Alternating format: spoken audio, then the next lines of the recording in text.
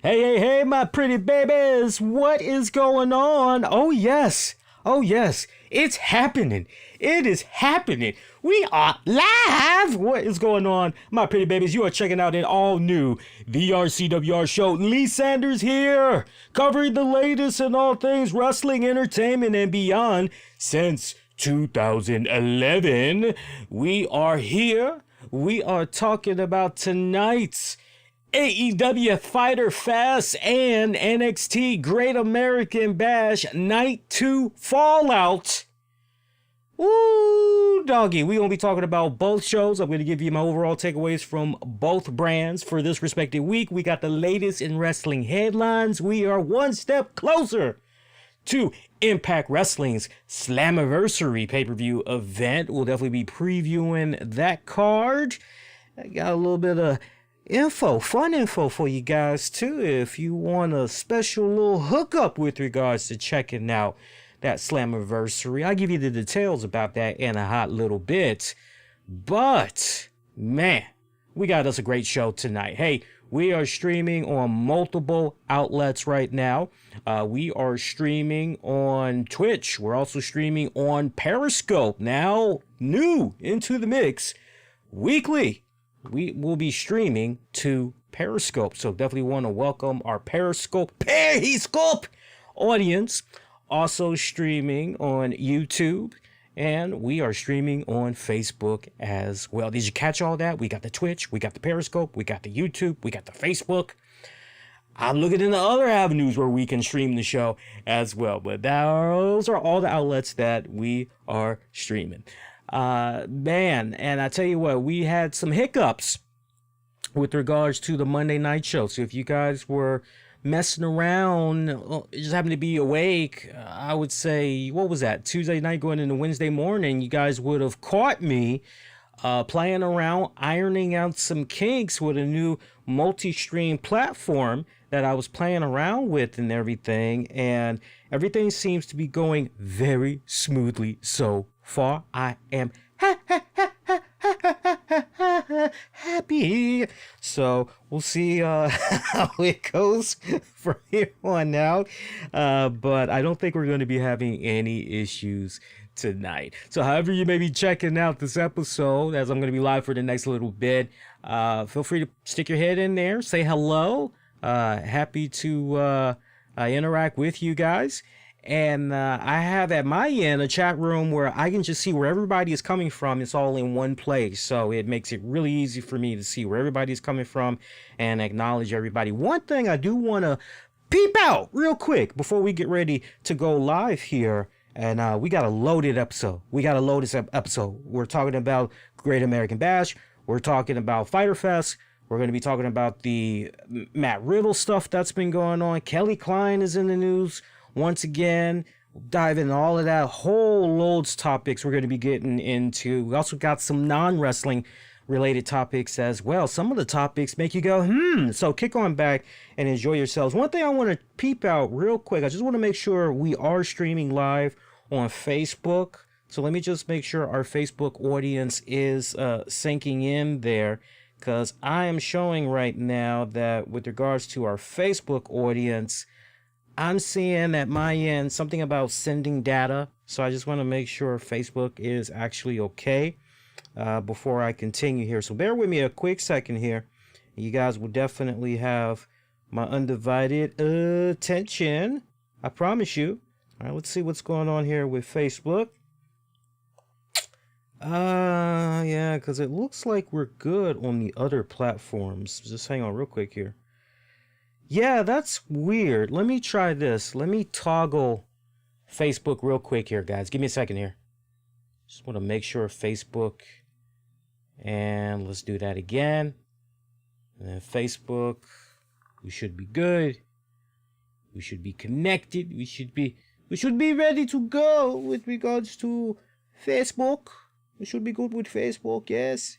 We should be good. And if we are not good with Facebook, and then I'm going to have to try and figure out what exactly is going on with Facebook. And I will try one more avenue here with regards to Facebook. Let's edit the Facebook settings. And let's try that. And we'll see if maybe that'll do the trick as well. All right, so I got 2 avenues there. Let's see what's going on here. That should work.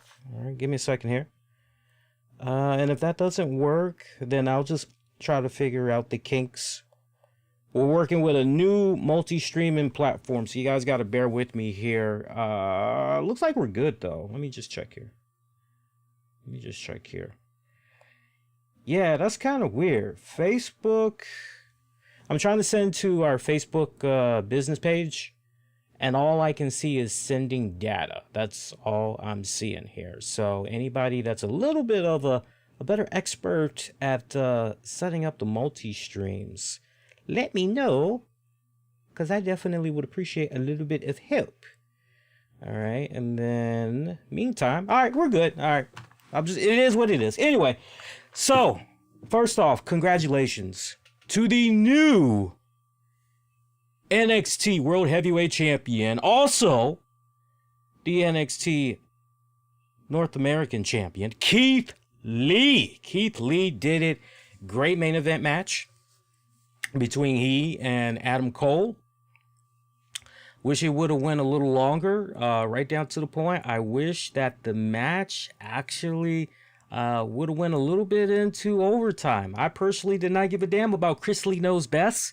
I would have been fine if NXT would have went an additional 10 minutes there, but we did not get that. That's okay. It's all good. I'll take it for what it was worth, but that was a classic matchup between Adam Cole and Keith Lee. I love the little spot that they put in there, though, of my man Killer Cross. You guys got to forgive me. That's just how I know him, Killer Cross. But Karrion Kross had a nice, good vantage point as he was watching this main event match for NXT, and he looked to be pretty upset at the outcome. So is that upset from the standpoint of he feels that he's going to have much of a challenging task at his hands in trying to take away the championship from one Keith Lee? Did he feel that Adam Cole was the easier pickings there? He looked a little bit frustrated there. I'm not trying to overanalyze, because when it's all said and done, I'm giving you guys just in real time, just my instant thoughts to what I was seeing. This show is so laid back tonight that I do not have any notes with regards to the matches. I really wanted to experience everything I was seeing tonight. And look, it's rare that I am home on a Wednesday night when both shows are on. Normally, by the time I get in the house, both shows are almost off the air. And I'm asking you guys on social media, what did you think about the show so far? You know, what's going on? Give me the skinny. And I usually will catch up late Wednesday night going into Thursday morning. But it was refreshing to kick back and actually be able to watch both of these shows in real time, knowing on a rare Wednesday I was going to be here talking about them here tonight for you guys. I hope, hey, knock on wood, hopefully I can do more Wednesdays. It really just depends on the work schedule. They are going based off of what I told them as far as my availability. I told them, hey, Sundays, not available. Mondays, not available. And you guys can kind of, especially from a listener podcasting standpoint, you guys can kind of understand that. That makes a lot of sense.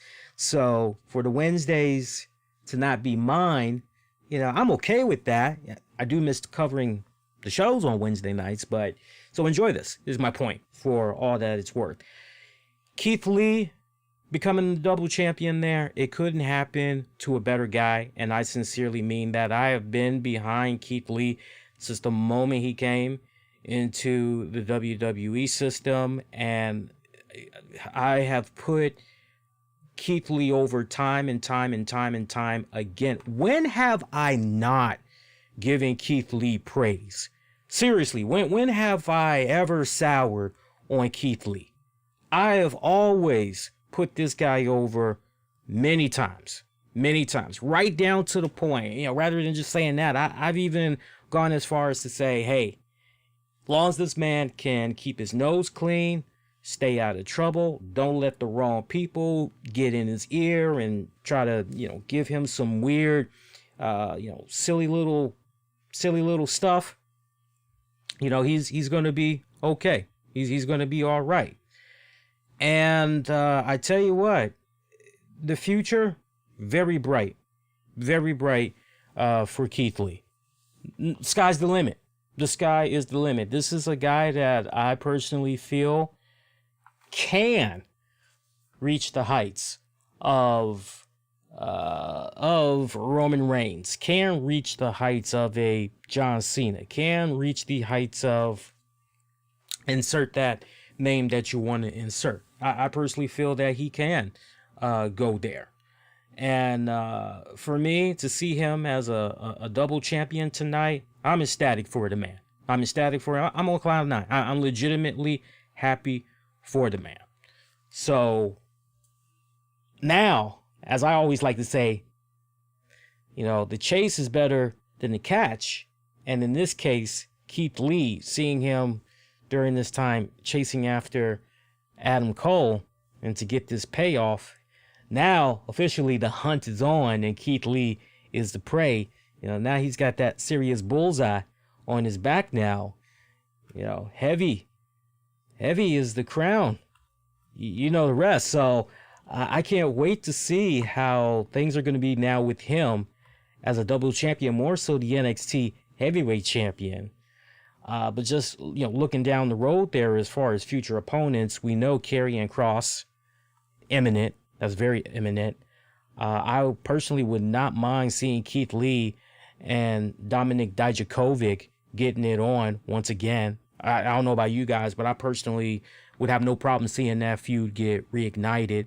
I definitely would like to see my man Damian Priest get thrown right back into the mix again, because I was definitely enjoying his interactions in the short program that he had with Keith Lee. So looking forward to that. Him and Gargano, I'm good. I don't need to see them lock up again, quite honestly. I'm actually okay with that. They can be separate for a good little minute there. But, off the break there, and of course, without a doubt, gonna have, at some point, a rematch between Keith Lee and Adam Cole for the championship. Velveteen Dream is somewhat now, eventually, you can kind of throw him back into the mix as well. Because, correct me if I'm wrong, guys, but if I remember it right, the stipulation was basically, as long as Adam Cole was the NXT World Heavyweight Champion, then Velveteen Dream could never get a shot at that championship again. That was it for him. If I remember it right. If I'm incorrect on that, let me know, so that I can be corrected, But I think I'm remembering that right. When it's all said and done, I think I'm remembering that right. So Velveteen Dream could eventually slide in there as well. So, this opens up a lot, not to mention you could eventually get Finn Balor in there as well. And here's something else that I want for people to think about as well. For me, what would be a money-making, I won't call it a dream matchup, because I see that being thrown around a lot. And then when you look at the opponents, it's kind of, really? You look at that as a dream matchup? Really? That's the best you can do? So I don't want to use that term so loosely. But with this whole pandemic that's going on right now, there's just no telling if and when things will ever pick back up again with regards to NXT UK. But I for sure would love to see my man Keith Lee lock horns with Walter. So that's something else you guys got to have in your rearview mirror as well. Look, I got to say this, though, about Adam Cole. Adam Cole, what was the number of days there as a champion? I mean, my God. If ever a time that someone on the NXT roster was much needed, Someone needed to, okay, put it on my shoulders. I can embrace it. I can take it all. I will be that guy. I will put this company. I mean, Adam Cole went above and beyond. Above and beyond. And I got to be honest with you guys. Going into tonight, I never thought for 1 second that Adam Cole was going to lose the championship. That says a lot, doesn't it? You know, that wasn't me in any type of way throwing shade at the booking of, Keith Lee. No, I just, you understand where I'm coming from? It almost kind of felt as though we kind of got accustomed to, okay, great match. Adam Cole, he's always going to tear it up. He's going to have a great match with an opponent. It's going to go this route. It's going to go that route. But when it's all said and done at the end of the night, Adam Cole, baby, he's still going to be the champion. Oh, okay. All right, cool. It is what it is. But hey, great fucking fighting champion. Somehow was able to figure out a way to weed his way out, and, somehow is always able to retain. So, for me, I honestly was under the impression tonight that somehow Adam Cole, with help from his brothers in the UE, was somehow going to be able to slide on out of there with that championship. And if anything, I mildly had entertained the idea of, these guys are going to, lock it up again. It's going to play out on regular NXT programming. There's going to be another matchup for the title, and things are going to kind of get, cleared that way. I was kind of mildly under that impression. Maybe that's where things were going to be going, but trigger pulled on Keith Lee. Hey, Adam Cole, great fucking champion. Great fucking champion. And look, not for nothing. I know we haven't really been talking about it like that the past couple of weeks, but the fact that WWE has been able to string together for 2 consecutive weeks now ratings victories over AEW. Okay, if you're WWE, you're going, hey, this is great. We're really in competition with ourselves. That's what they keep saying, and that's what they want you to believe. But come on, man. Come on. They got to be looking at what Left Twix is doing and saying, man, okay, we need to borrow some of those elements. And you can kind of see some of the things that they're borrowing from Left Twix. Come on. You can see some of the things that they're borrowing from Left Twix. And meanwhile, Right Twix, they're kind of, for the most part, minding their own business, but they peeping out a little something that's going on from the other company, and they're going, oh, okay, well, let's take that and let's kind of twist that in our favor, and we can capitalize and make this be really kick-ass by doing this instead of how they did that. You feel where I'm coming from? So, it's kind of tick for tat almost, if you will. But to see these consecutive victories that WWE has been able to do, if you're WWE, I need you to put your business thinking caps on for a second. Okay, how can we continue to build on this momentum? How can we continue to thrive in the ratings numbers? How can we continue to stay on top of these guys? And so this kind of felt imminent. It really, really did. It kind of felt imminent. If you weren't going to do it here, if you weren't going to pull the trigger right here and make Keith Lee the double champion, most importantly, the World Heavyweight Champion. We want to make sure we stress that. The NXT World Heavyweight Champion. If you weren't going to do it here tonight, then where was your next opportunity going to come from is my question. Where was that next opportunity going to come from? So this was smart. And you're paying attention to the ratings numbers and everything. Look, I'm going to call it off the break. I think NXT is going to win. I think they're going to win again this week. There were some elements that I had saw from NXT tonight. I'll be honest with you. It made me go, Looking at Fyter Fest tonight, same thing. There were some elements that were pretty strong for this brand, but then they were lacking in certain areas, and then same thing with the other show. But as far as just the overall product goes, I gotta say, NXT had the overall better product this week. So, but Adam Cole, great fucking champion. Great fucking champion. Can't wait to see what Keith Lee is going to be able to do. I can't wait to see. I'm legitimately excited for this Keith Lee title reign. I legitimately am, because I've been singing nothing but the praises of this guy. I truly believe in my heart of hearts that, with the right type of booking and everything, I do believe that as far as all the call-ups that has been happening, look, other than Charlotte, which was the best call-up from NXT to the main roster, in my opinion, one of the best fucking call-ups. Samoa Joe too, but it's the injuries that has been fucking getting the best of him to a degree. We can all admit that. But other than Charlotte, other than Samoa Joe, other than Kevin Owens, the rest of the call-ups, it's pretty much been a bust.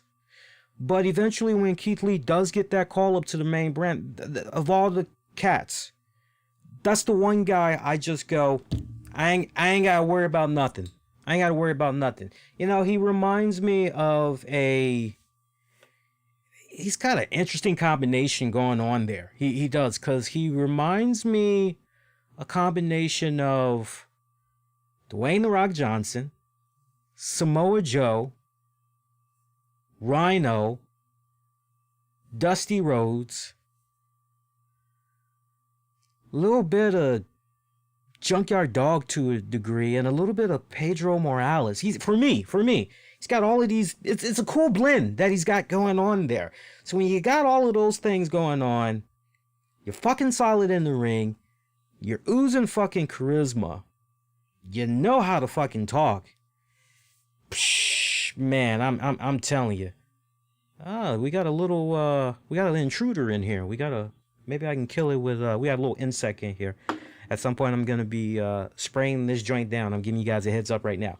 But no, when you got somebody as talented as that, man, you can do no wrong. You can do no wrong. You can't. But you know what? Stranger things have happened, right? Yeah, stranger things have happened. So, once again, congrats. We got a new NXT World Heavyweight Champion, double champion. So, that is great. One thing I want to do, I see that you guys via YouTube are checking out the episode. Appreciate that. Much love to you guys.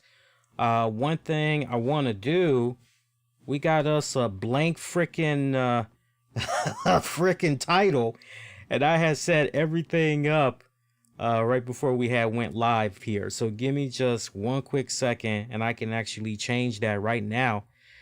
You guys gotta give me a little bit of time here, because I'm playing around with a new multi-streaming platform, and some of the stuff, it's a little bit of a learning curve there, but I'm pretty much getting the best of it. All right, so you guys should be able to see an update to the title of this episode. All you gotta do is just hit your browser refresh real quick, and it's updated for you guys.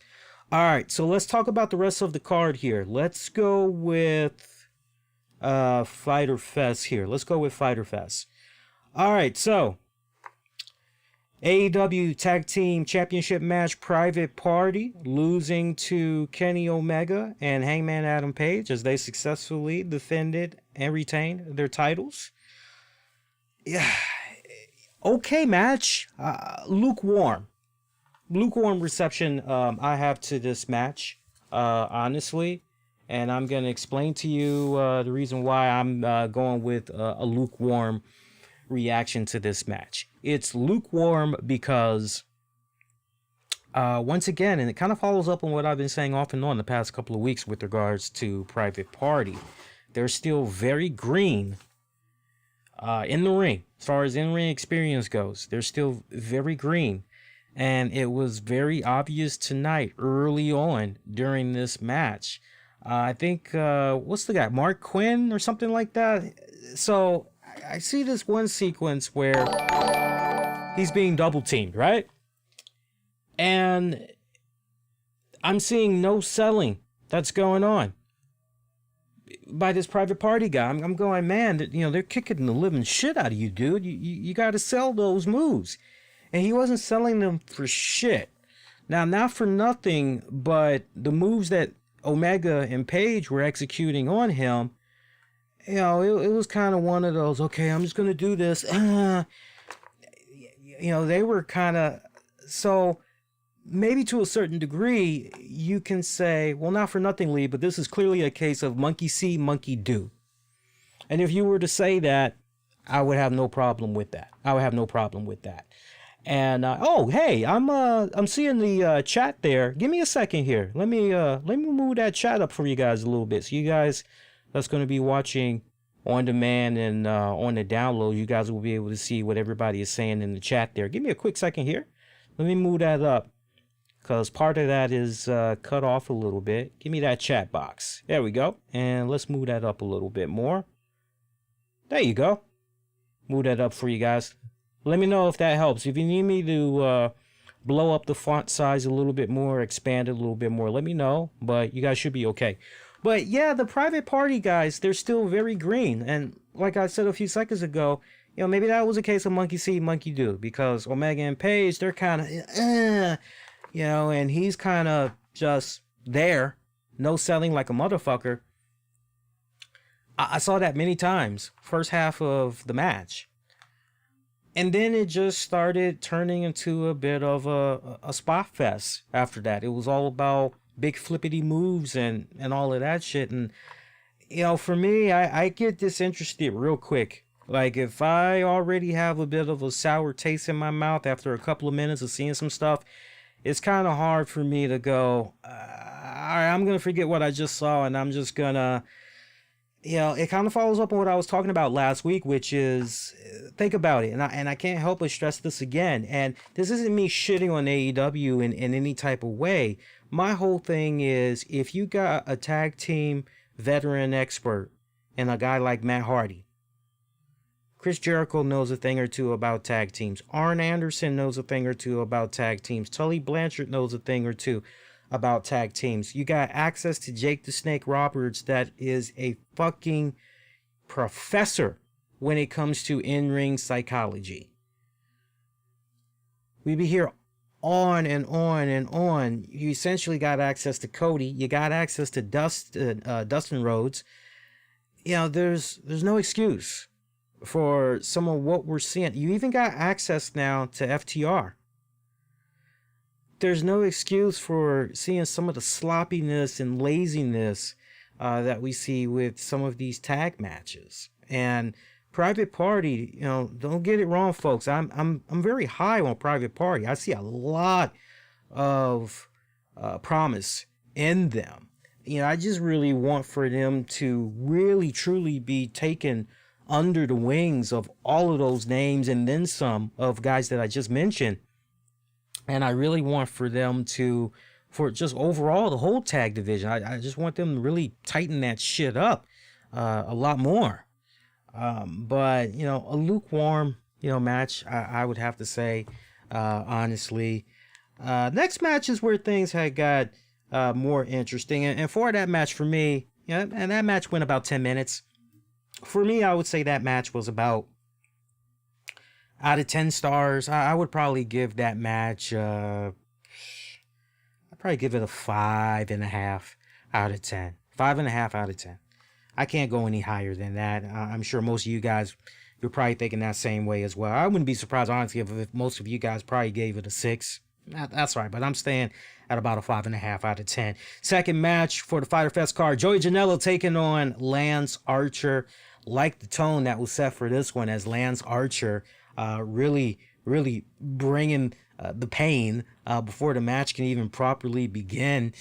He's actually got Sonny Kiss over his shoulders, and I love Sonny Kiss, but yeah, I'm just kicking back. I'm just playing around with my iPad and everything, and I hear the next match that's on and everything.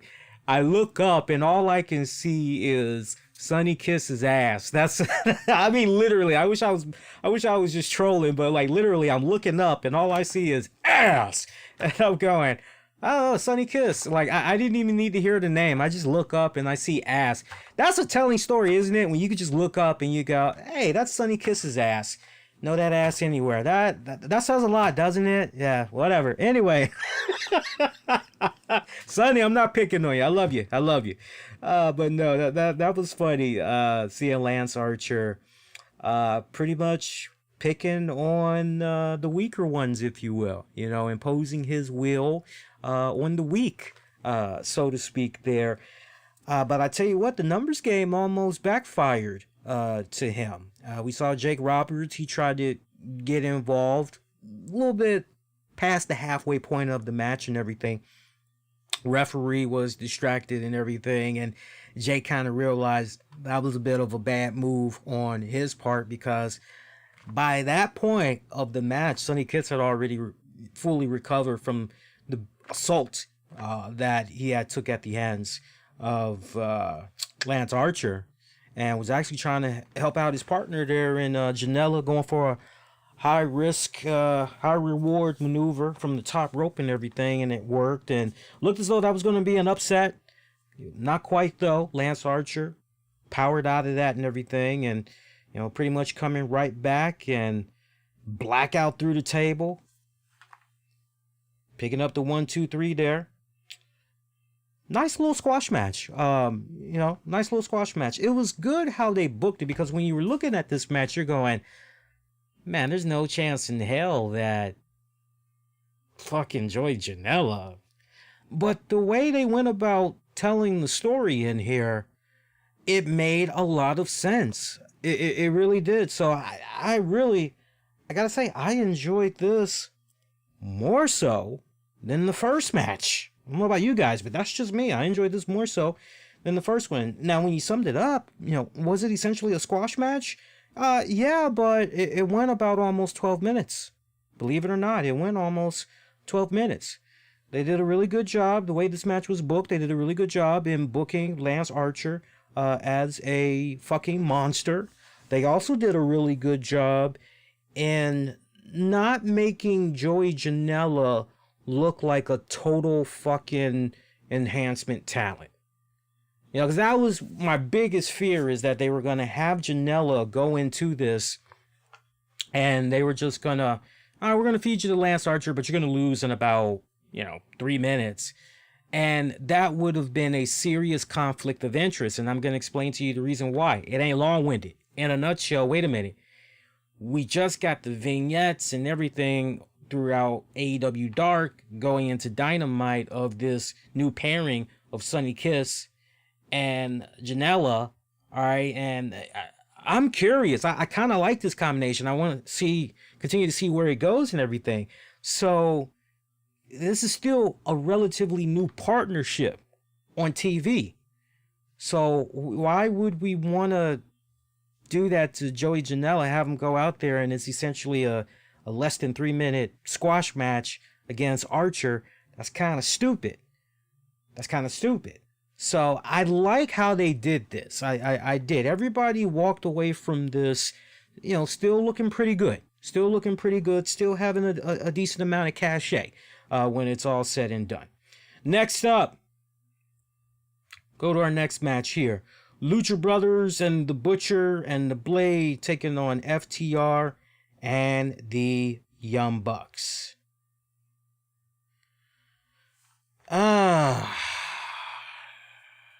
What can I say about this match? This match was all over the place. This match was bonkers to a certain degree. You hear all of those names that I just mentioned and you're going, shit, we're going to have us a damn good fucking match here. Oh man, this is going to be fucking awesome. Yeah, but here's the thing. When you got the Young Bucks thrown into the mix, as I have been saying off and on for years, which Young Bucks are we going to be getting? Are we going to be getting the Young Bucks that's actually going to go in here and they're actually going to try to tell a fucking story? Or are we going to get some Young Bucks that's going to be in here and it's just going to be all about a flurry of fucking, offense, kicks and finishers and signature shit and all that. And that's essentially what this match was about. That's essentially what this match was about. Wasn't really... I mean, it didn't spam out excessively like your typical Young Bucks match. There was just enough to kind of irk me just a little bit, but not to the point where I really got very sour on the match. No, on the contrary, sounds like I was getting ready to take a massive shit on this match, right? No. It was a good match. I like that the Bucks, the way they booked themselves in this, they didn't try to go all, bonkers in here, but this was still a little bit bonkers. It was really hard to kind of keep up with, who's who, what's, who's doing what here and all that other shit. But the real story of this match was FTR, the Bucks. How are they going to be able to coexist? Try saying that 10 times fast. My fucking trays here. How are they going to be able to coexist? Because there's been some bad blood spilled between these two tag teams within recent weeks. And yeah, here they are. They got to put their differences to the side. And they got to go into this and they got to team up. They never teamed up before. But they got to go into this and they got to handle things here.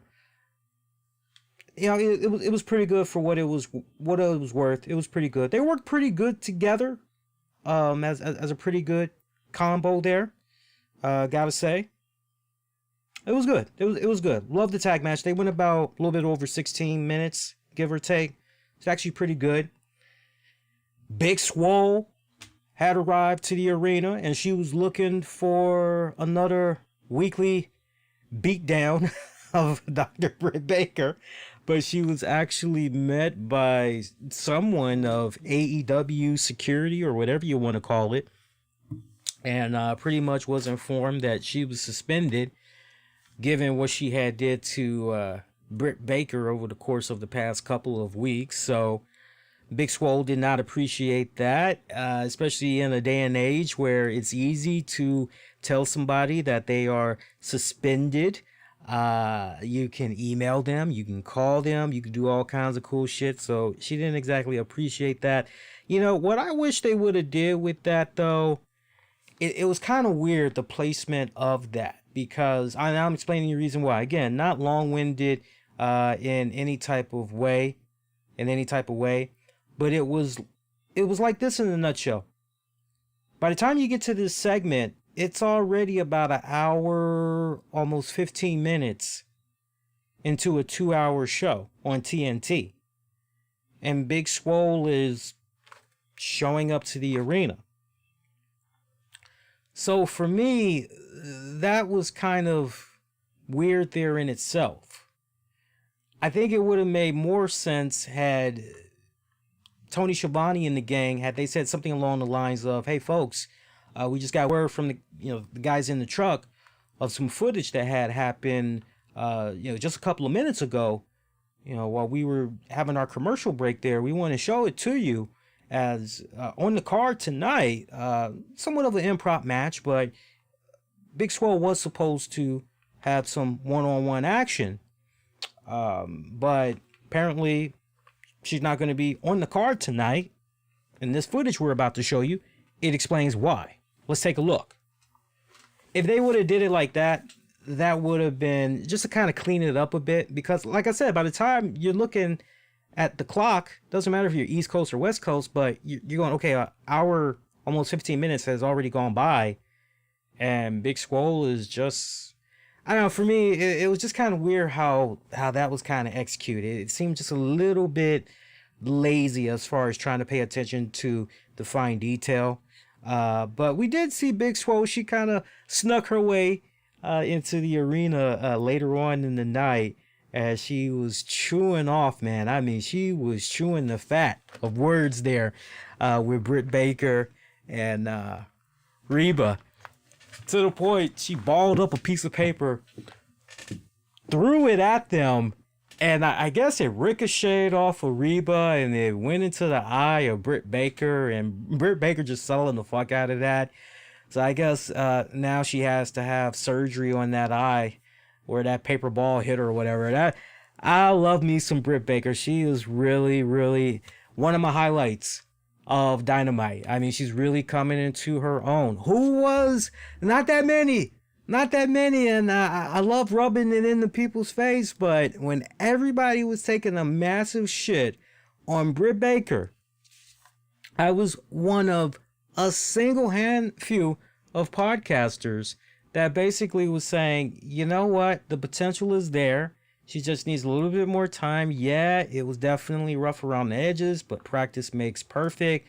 This girl's only going to get better if she keeps practicing. And I mean, leaps and bounds since that Jericho cruise. That's pretty much where everything had began, when she was on that Jericho cruise. You all know the gift by now with Shivani. What the fuck? So, yeah, I mean, she's made leaps and bounds of improvement, man. Nyla Rose was in action. It's kind of a bit of a squash match. Didn't even make it 3 minutes. She defeated Kenzie Page and Kylan King. Hopefully I'm pronouncing that right. Afterwards, post-match, Nyla Rose got on the microphone and she said, okay, so I see Brian Cage. He's got TAZ. He's got a championship match against Jon Moxley next week for Fight for the Fallen. And he's already got a championship. We'll talk about that in a hot second. She also mentioned, a couple other, things that she was noticing in AEW. And pretty much her whole point was, since this is the age of managers here in AEW. Okay, I promise you, I got a manager. I'm not going to reveal to you all the name of my manager. But let me assure you that this manager, they're definitely going to help me get championship gold. That I promise you. Actually, now that I stop and think about it, basically, she's going to become AEW Women's Champion again. That pretty much was her guarantee. So now the question becomes, who is her manager? Who is her manager? That's the question right now. I'm not trying to jinx things. I'm really not trying to jinx things. But I kind of feel as though maybe, just maybe, it might be Brandy Rhodes. It might be Brandy Rhodes. I'm hoping that I'm wrong, but I kind of got a feeling that maybe it's going to be Brandy Rhodes. And I mean, that would kind of make a little bit of sense. It kind of would. I hope I'm wrong. I really, really hope I'm wrong, but I'm kind of getting the vibe that maybe, just maybe, it's going to be Brandy Rhodes. If it wasn't Brandy Rhodes, just kind of going down the list there.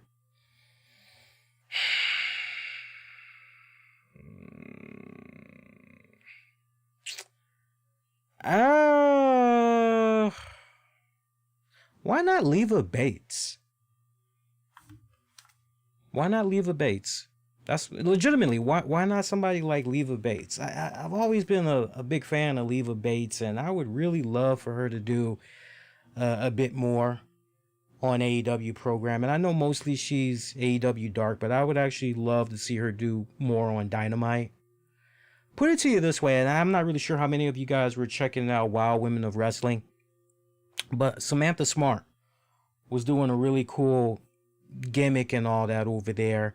And there was also a Hispanic woman over there. She was kind of like, how could I describe her? She was kind of like the Selena De La Renta over there in WoW. And she had this fucking entourage of people that she was fucking representing. She was like this lawyer. Her character, she's like a lawyer, and she's somehow always able to get, nothing but the best deals for her clients and everything. And I mean, she was building quite a fucking stable. Yeah, I would love to see somebody slide into a position like that on the AEW side of things and maybe kind of do something there with the women. I think that would be kind of kick-ass. So, why not somebody like Leva Bates? That would be an interesting transition. That's just me, but we'll see what happens. We'll see what happens. All right, keep it moving along here. A little bit more we can talk about before we get ready to wrap up Fyter Fest here, and then we'll talk more about the Great American Bash here. All right, so where are we here? So we covered that. Well, we got a couple more matches actually. Colt Cabana and the Dark Order, they defeated SCU. Colt Cabana was pretty bruised up before going into this matchup, and medical staff was a bit concerned of him. But Brody Lee pulled some strings to be able to somehow get Colt Cabana the green light to have action, to see in-ring action tonight. So the tag match with him, Brody Lee, it actually did go down. And interesting statistic that Shivani and the crew had pointed out, which was since Colt Cabana has teamed up with the Dark Order, he has been undefeated. So, blue skies, nothing but blue skies from now on. Colt Cabana, interesting there, very interesting. Okay match. Okay matchup. The guy that really stood out to me the most during this, though, I gotta say, was actually Grayson. And it's kind of weird because I've seen Grayson wrestle quite a bit between Dynamite and AEW Dark and everything, but he really was the glue that held the tag match together tonight. I personally felt anytime I can notice somebody like that, it's one thing if I go into a match, okay, I'm supposed to be on these bigger names here, but for me to notice him the way I had noticed him tonight, that's a good thing. That's a good thing. And I truly mean that. I really felt as though he was the glue that really had kept this whole match together, kept it interesting, kept it going and everything.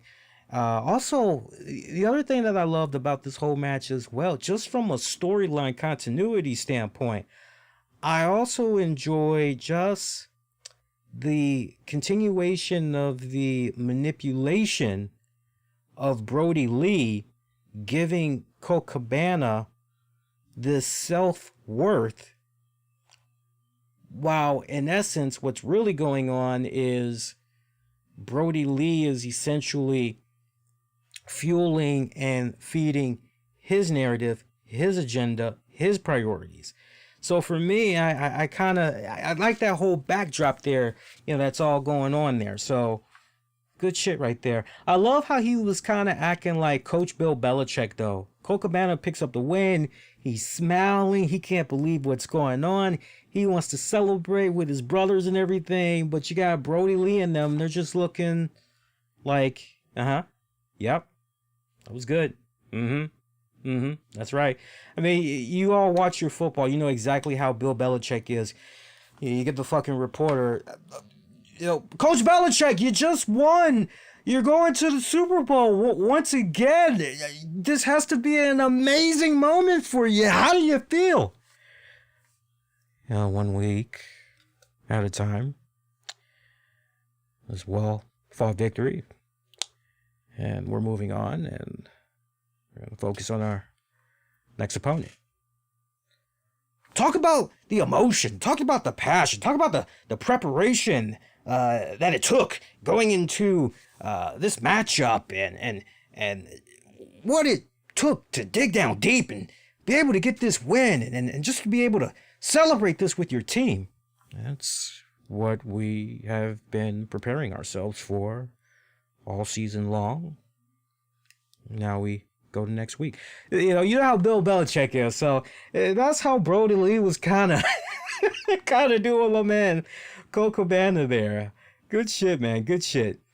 Already we're on our main event match of the night. Let me just make sure I'm not missing anything else here. Oh, let's talk about this before we get ready to dive into the main event match. So Tony Khan teased this on social media. I'm paraphrasing here, but it was pretty much tune in to AEW tonight because Taz and Brian Cage are going to be in the house, and there's going to be a big announcement. It's going to send shockwaves throughout the entire wrestling foundation. And then you get one more tease. You know, what could Taz's announcement be? What could he be getting ready to talk about? So, Taz, Brian Cage in the ring with Tony Schiavone. Taz pretty much talks about how this Fyter Fest joint is going to be going down.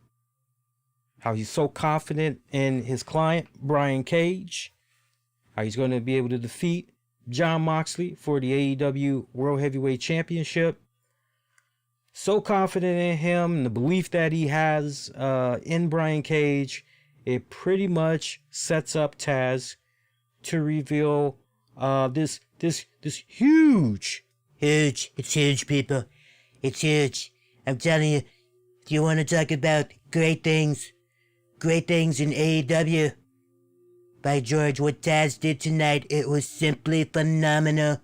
Simply phenomenal what Taz did tonight. Taz, big things from such a small but legendary man. What a great man Taz is. Us short people have to stick together. Ain't that right, Taz? Taz busts out a relic from the past. Taz busts out the FTW Championship. It was amazing seeing about 3/4 of people, just blowing a hot one. And I'm just going, yeah, but for every 100 people I gather, I bet you only 10 of them is gonna know what the fuck the FTW Championship is. So for me, I got a serious bone to pick with AEW, and I'm being consistent here. That's the word for 2020. Consistency. Consistent. So, feel me on this for a second. This title just gets busted out like the entire fucking world knows exactly what this title is about. I literally had put out a tweet shortly after this segment was over, and I said, fans, be honest with yourselves. Before tonight, how many of you all even knew what the fuck FTW was all about? The title and everything. How many of you guys seriously knew what the fuck it was about? It plays to the narrative that I have been saying. My one biggest criticism, constructive criticism at that, with regards to AEW, which is stop pretending that the only audience that is watching your product is 100% die-hard wrestling fans. It's not 100% full-blown die-hard wrestling fans that have this encyclopedia of wrestling knowledge that, this promotion and wrestling historians and all this other shit. That's not, you got to stop that. That would be like, it's no different. No, I don't really need to do a fucking analogy right now. I really don't. I don't need to do a fucking analogy right now. That's it in a nutshell. As soon as that championship title was bust out, I know Tony Schiavone couldn't say anything because he was in the ring with Taz and them, but immediately fucking Excalibur and JR, they should have been spoon feeding the audience at home what's up with that title, the history of that title, why that title is very significant. Just to hear Taz say, near and dear to my heart, I put my blood, sweat, and tears. Just because, we hear all of that. I mean, that's great and everything, but that still does not give great context to that casual wrestling fan with regards to Okay, this is why you, that casual wrestling fan, need to give a damn about this particular title that we're introducing. Because feel me for a second. You've already got the AEW Women's Championship. You've already got the AEW tag team titles. You've already got the newly instated AEW TNT Championship. And on top of that, you got the AEW World Heavyweight Championship. You know, so, okay, we're going to introduce a new title. Okay, well, that casual wrestling fan, well, all these other titles that's running around here, you know, I'm trying to get caught up on these and understand their history and the rivalries with these. You know, why should I give a damn about this title? That this is where context is very important. This is where substance comes in. Without both of those things, you're just not going to be able to really have that person connect and feel some type of an investment. So for those of you that don't know anything about FTW, all right, first of all, Bing or Google, but I'm going to be nice to you guys and I'm going to give you all just the brief bullet points to this, all right? The Fuck the World Heavyweight Championship, that's basically what it's called. It's also referred to as the Brooklyn World Championship. This was a alternate World Heavyweight Championship in ECW. You know, basically think the $1 Million Championship. That's all you need to think about. And this championship, you know, it almost, to really sum it up in a nice nutshell, if you guys are watching Impact Wrestling and you've been seeing what's been going on with Moose, in a nutshell, that's basically what the FTW Championship was all about. And, you know, the story with this was that TAZ announced the creation of this. It goes back to May 14th of 1998. He was frustrated with his inability to win the ECW Heavyweight Championship from Shane Douglas, who was at the time absent, and in the storyline he was refusing to face Taz. So Taz created and defended this world title, billing himself the real world champion. So again, you know, if you're watching Impact Wrestling, you know, especially since I've been praising it within recent weeks, I've been telling you guys Moose is the fucking man over there. He's just tearing it up over there. That's basically it in a nutshell. That's the best way I can sum it up. So y'all need to just run with that. And if that kind of, you know, what you're hearing right there, that makes you want to whet your appetites a little bit more and you want to learn a lot more, go ahead, have at it. Daily Motion, YouTube, or if you got the WWE Network, you go at it that way. Okay. So there's your context. All right. There's your backstory. There's your substance. You know, you can't just have these things be rolled out, and you gotta always pretend that your fans that they don't know. And there's nothing wrong with taking that fan by the hand and feeding them information. There's nothing wrong with that, especially during these times when you got a whole fucking pandemic thing that's going on. You know, there's nothing wrong with doing pre-produce this and, you know, none of that. There's nothing wrong with doing shit like that. Now, AEW can redeem themselves tremendously if, when you go in the next week, if between AEW Dark and next week's show, that they're somehow able to create some type of a short little package. I'm not saying you got to spend 20 minutes or some bullshit like that, but you know, if you want to do a quick little, you know, 3-minute thing where you're following up on Taz, reintroducing this title and everything, then that's great. Then that's fucking great. Then that's exactly what you fucking need to do. So, yeah, you know, we'll see what happens with that. We'll fucking see what happens with that. On Twitter, Cody had revealed that he will be in action at the Fight for the Fallen show. His opponent that he'll be facing for the TNT Championship, get this, because this was not covered on Dynamite tonight. He's going to be facing, and right before I get into that, Gino is asking the question, can AEW use ECW footage? I highly doubt that, since ECW was acquired through WWE many years back and everything. But the point, Gino, that I'm making, I definitely want to make sure that I'm stressing this.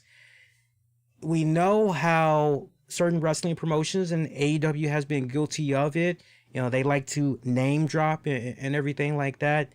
It's still very important, regardless whether you want to mention a promotion's name or you kind of want to dance around it or not. You can't just assume that fans are going to know, oh yeah, and I should give a damn about this, because that's a very delicate, and it can be a double-edged sword when it's all said and done. You know, you really got to make sure that if you're going to do something like that, you really, really fucking know your audience. And not for nothing, but a lot of AEW's audience, you know, young teens, you know, folks in their mid-20s and younger, basically, a lot of teens though. So, you know, to each its own, but for me personally, substance, context, very important. Very important. Just whipping out something and expecting the entire fucking world to know about it. And not for nothing, but this huge announcement. Come on, that really wasn't huge, man. That kind of seemed like the old fucking, you know, you guys that's going to be listening to the audio, you can't see my hand gesture, but yeah, it's a nice jerking off. It's just getting you guys nice and fucking ready there. Well, let's move along, because we got loads more we got to get into. So, I was saying right before that, yeah, Cody. So he revealed that Sonny Kiss is going to be his opponent for the TNT Championship on next week's Fight for the Fallen edition of Dynamite. So that should be a pretty interesting matchup there. Yeah, pretty damn good, interesting matchup. I'm actually looking forward to that. I don't know about you guys. I'm actually looking forward to it. Again, got to be consistent. I have been saying for the longest time, AEW, I even at them out. I at Cody, I at fucking Tony Khan, I at AEW. What's going on with Sonny Kiss? You know, give us more Sonny Kiss. What's going on with Private Party? I have said on more than one occasion, hey, you guys are talking about diversity and everything, but where's this person? Where's that person? Where's this person? Where's that person? So to be able to see Sonny Kiss, you know, more Sonny Kiss on Dynamite, hey man, I'm fucking happy. I'm fucking happy. I'm glad that Nyla Rose is back. Now here's the other thing. I still got a bone to pick on with AEW. What's up with my girl Abaddon? Abaddon fucking was tearing it up in that great impressive AEW Dynamite debut, and we haven't fucking seen Abaddon since. How do you drop the ball on that? How do you not follow up with Abaddon? I mean, that continues to blow my fucking mind. That Abaddon is just nowhere to be found. Crazy. Just crazy. Y'all got to fix that, AEW. Y'all got to fix that. Now, right before I had came on live on the air, I do like I normally do. I take about an hour before I get ready to sit down, watch the wrestling shows and all of that good stuff. And I make sure that as far as, you know, wrestling news goes and everything, I make sure that, okay, you know, we're good to go. We got the most up-to-date, accurate info.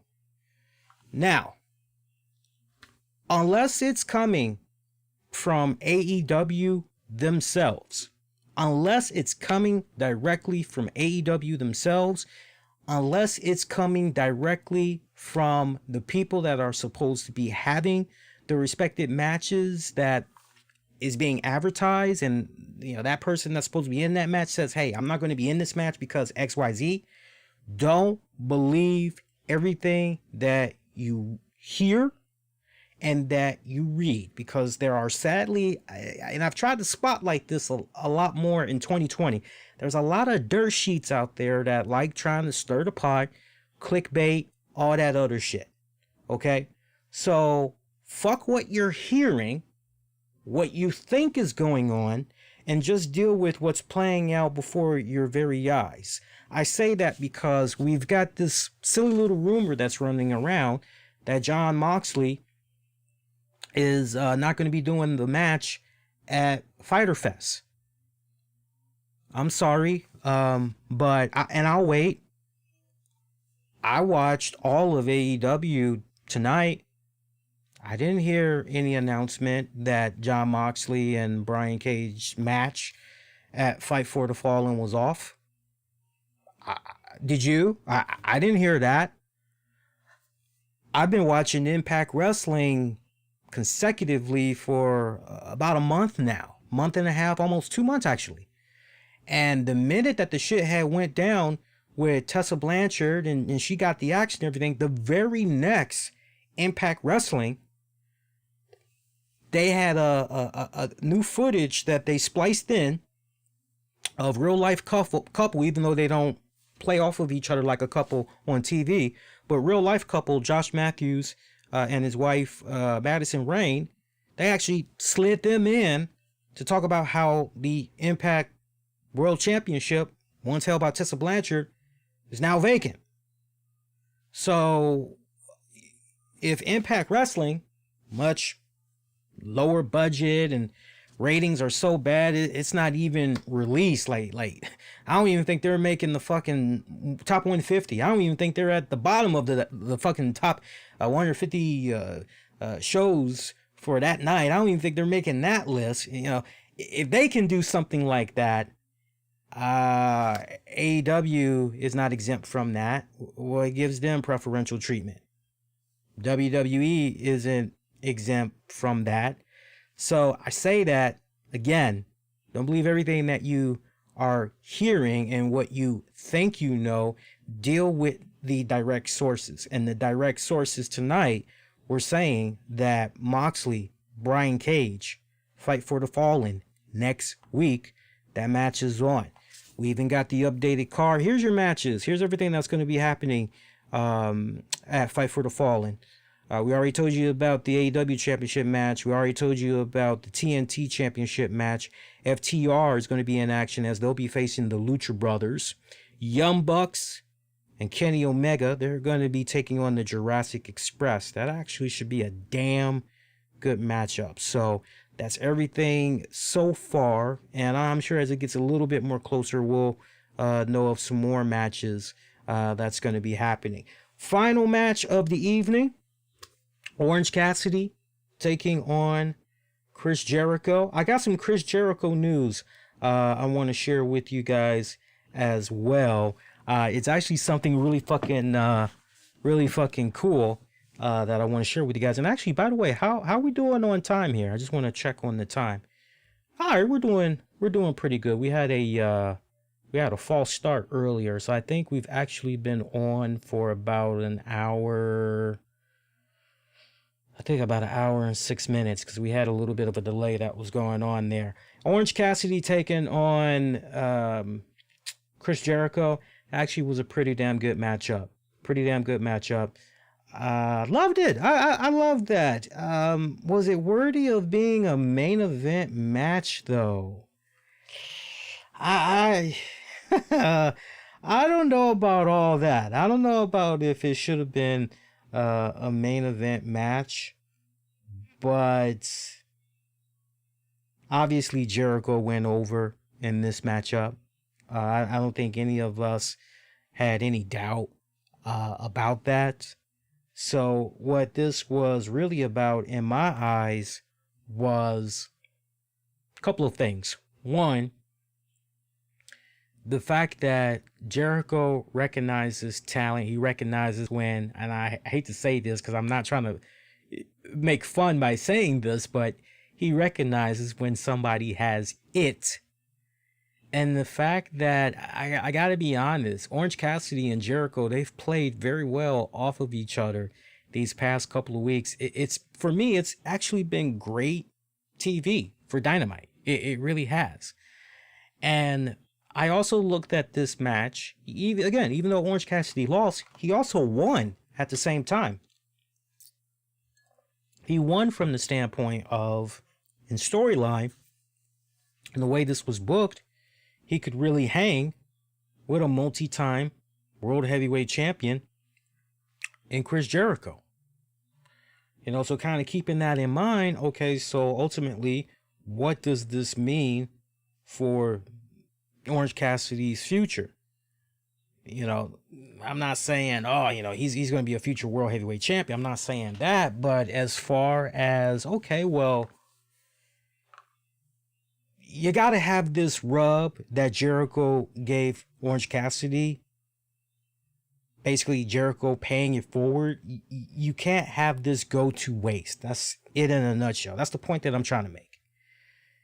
You can't do this and then the very next week have Orange Cassidy lose in a 50-second match to fucking Lance Archer or Bruiser Brody. You can't do no stupid shit like that. You gotta build from here.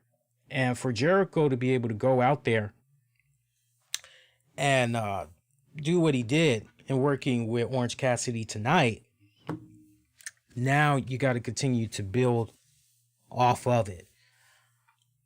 Me personally, I'm not saying as far as what I'd like to see next week, but as far as Orange Cassidy immediate future goes, personally, I would love to see Cody have a TNT championship match against Orange Cassidy next. You know, you want to talk about really giving somebody a good rub off. I would love to see something like that happen for Orange Cassidy next. Now, I'm not seeing Orange Cassidy become the new TNT champion, but you go from Jericho to Cody, you see the pattern. We're continuing to build him up. We're continuing to give him cachet. Then, once you get through that, you take Orange Cassidy, and maybe you can have him shortly after MJF, Jungle Boy wrap up their feud. Maybe you could have MJF, Orange Cassidy. I think the two of those guys, I think that's some good fucking money to be made right there. I think that would be high fucking pure golden fucking entertainment. Orange Cassidy and MJF. You go into that and basically going through that rotation, you know, I don't think at all right now you have Cassidy, Lance Archer. Now, I'm not interested in seeing that. I was kind of toying around with that idea just a few seconds ago, but keep them separated. You know, eventually, if you want to do a run of Orange Cassidy and one of the best friends as tag champions, I'm okay with that. But let Orange Cassidy go through that cycle first. Hell, I actually wouldn't even mind seeing Orange Cassidy be aligned with, in some fashion, somehow they all integrate. But I wouldn't mind seeing Orange Cassidy, Joey Janela, Sonny Kiss. Something else to kind of think about as well. But Dynamite did pretty good this week. They did pretty good. I would give their show a respected 7. Actually, let me look at this. I would say, yeah. I'm gonna stay firm. I'm gonna say about 7 out of 10. 7 out of 10 for that show. All right, so our NXT Great American Bash recap and review, that's not going to be as long-winded, I promise you, because there's still loads of other good stuff that we can get into. But at the same time, it's not that late, so I mean, I'm not in a hurry or anything like that. Hey, if you guys are enjoying the show so far, make sure you do me a huge favor, especially if you're checking out the webcast version of this show. However you're checking it out on the respective platform right now, make sure that you hit the like, the heart, the favorite. If you haven't subscribed, do subscribe so you don't miss out on all the great content that comes your way on a weekly basis. And do consider being a Patreon member. Patreon.com patreon.com/RCWR show. Again, patreon.com/RCWR show. Little as $5 a month. You guys can check out bonus audio, video content. You won't be able to find anywhere else. Got some Patreon content we're going to be uploading to Patreon this week, by the way. Shout out to Patreon members Justin Ripstuck, Gino. Shout out to Sean Kenter. Also, shout out to Michael Wolf, John Davis, Tony Bean Gaming, one of the very latest in all things Marvel Strike Force, Marvel Ultimate Alliance 3, Marvel Super War, also the upcoming Square Enix game for the next-gen consoles, Avengers, tips, tricks, news, walkthroughs, reviews. Check out Tony Bean Gaming. He's got your hookup. Also, we got 2 sponsors. I definitely want to show some love one more time to SoFan Comics. For you guys that need your comic book fix, and with this whole pandemic that's going on right now, you guys may not be that keen going out in public. Totally understand that. If you don't mind having your favorite reading materials, or maybe movies, pop icon figures, posters, and all that, if you don't mind that being shipped to your home or office, SoFanComics.com has your hookup. So check them out, SoFanComics.com. Once again, SoFanComics.com. And we got a new sponsor that I want to promote here tonight. Happy to be working with them and be promoting them. But I want to give a shout out to The Bachelor Party, Episode 2. It's a Wonderful Lifestyle. The Rise of Showstopper. Are you a movie fan that loves over-the-top comedies? Then you need to watch the hottest new movie that's on Amazon Prime right now. It's called The Bachelor Party, Episode 2. It's a Wonderful Lifestyle. The Rise of Showstopper. This film is a parody of Star Wars, Mission Impossible, and other classic movies. It stars Sean Valentino, the man Vice Media called the next Hugh Hefner, and it's directed by Trayman Hayo, the hottest young director in Hollywood. The cast also features over 50 beautiful models. If you're in the need of a hilarious movie saga during the quarantine, you can check out Episode 1, The Playboy's Impossible Mission. That's streaming on YouTube. That's right, streaming on YouTube. And the hottest new movie out right now is The Bachelor Party, Episode 2. It's a Wonderful Lifestyle, The Rise of Showstopper. You can watch that right now on Amazon Prime. So check that out when you guys get a chance. Appreciate having those guys for our sponsors tonight. Awesome good stuff. So before we get ready to talk about NXT, I was talking about Jericho there a few seconds ago. And I want to show Jericho some love here. How many of you guys had saw this? Let me load this up here. And for you guys that's just listening to the audio, it pays to check out the webcast because I'm showing all kinds of cool shit during the webcast. All right, so check this out. This is from Ringside Collectibles, guys. So this is badass. This is the new Chris Jericho figure that is about to come out. It's available for pre-order right now at ringsidecollectibles.com. It's available for pre-order $34.99. It's a new Chris Jericho action figure, but what makes this really cool and kick-ass, it comes packaged, as you see, in a little bit of the bubbly bottle, and it's really cool. I was trying to find the video earlier. I don't know if you guys have seen the video, but there's a video of one of the guys that works for Ringside. They're actually showing themselves unboxing this figure, and the way he takes it out, you get the bottle, and the bottle, it like opens up in two basically. And Jericho is basically inside the bottle with all of those cool things. But yeah, how badass is that? So you see on the front there, you got the Jericho, a little bit of the bubbly, and on the back, you got that whole thing going on. He comes with the shirt, Comes with the AEW championship there. I like the fact that he comes with the wooden table, the little snack platter, and the little bit of the bubbly on ice. I like that. He even comes with an AEW microphone. How badass is that? They got that face down pretty good too, don't you think? They got that face down pretty good. That's fucking badass. Yeah, they got the face down damn good. They got the build down pretty good as well for the most part, I think. So if you guys are interested, like I said, it will set you back $34.99. So check that out. Will I be getting that? No, I honestly, if I were to get something like that, I would probably do a giveaway. Honestly, I would probably get it, just be doing some type of a special giveaway. Speaking of which, I know we got Slammiversary that's going to be coming up.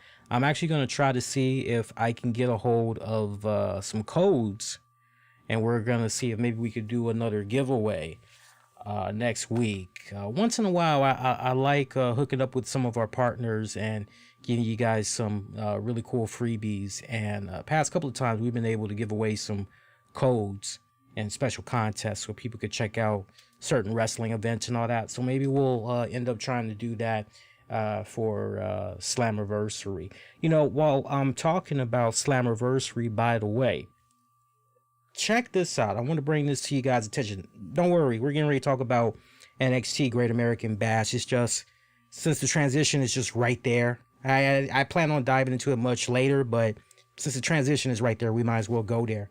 Impact Wrestling, they are doing something really, really fucking cool with regards to Slammiversary, and I want to make sure I bring this to you all's attention. Now, you can learn a lot more or sign up and all that on Impact Wrestling's website, but Impact Wrestling is presenting something called Slammiversary Celebration, and it's an interactive 2-hour party that's going to be going down Saturday, July 18th, starting at 10 a.m.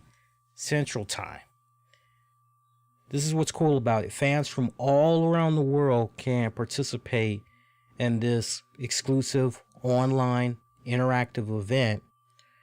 It's going to be limited to the first 100 registrations. You heard me right. The first 100 registrations.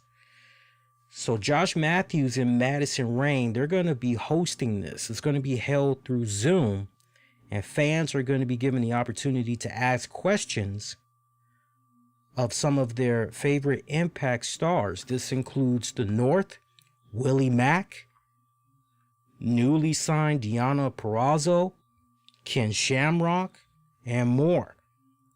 Fans will also participate in unique interactive elements such as trivia contests, and everyone will receive numerous prizes for participating. And apparently, let's break this down. As far as the cost goes and all that, it's going to be $100. $100 plus $10 shipping and handling. Now, check this out. Besides getting in that access, all that good shit, you're also going to get an official Slammiversary t-shirt, a $25 gift certificate to shopimpact.com, autographed photographs, a personal cameo-style video message from an Impact star, vintage TNA wrestling trading cards from TriStar Productions, as Impact stars will be opening packs of TNA cards during the Slammiversary celebration. The first 50 fans to register will also receive a free, check this out, a free 3-month subscription to Pro Wrestling Illustrated. How badass is that? Talent subject is to change. Items will be shipped approximately 1 week after the webinar. Pro Wrestling Illustrated magazine subscription will be shipped directly from PWI. Does that sound like a pretty good deal for $100? I mean, I don't know about you guys, but I might still do this. I might talk to the little lady and see, you know, how the budget is looking. I might actually do that just to do the whole fucking experience. I might actually do that just to, take notes, everything that's going on and everything. I might actually do it. I don't know. If you ask me right now, I'm about 40% of me is do it. 60% is I'm good. So I don't know, but obviously take care of yourselves and your families first during these turbulent times, troubling times and everything. But if your finances permit you to be able to, you got a little bit of extra money and you don't mind doing that, then check that out. Again, you can head on over to impactwrestling.com. And again, this is very limited. First 100 people. So good luck to you. Hopefully you're able to get in there. And you know what? I'm just curious. I wonder if I can still register in here. Let me see something here.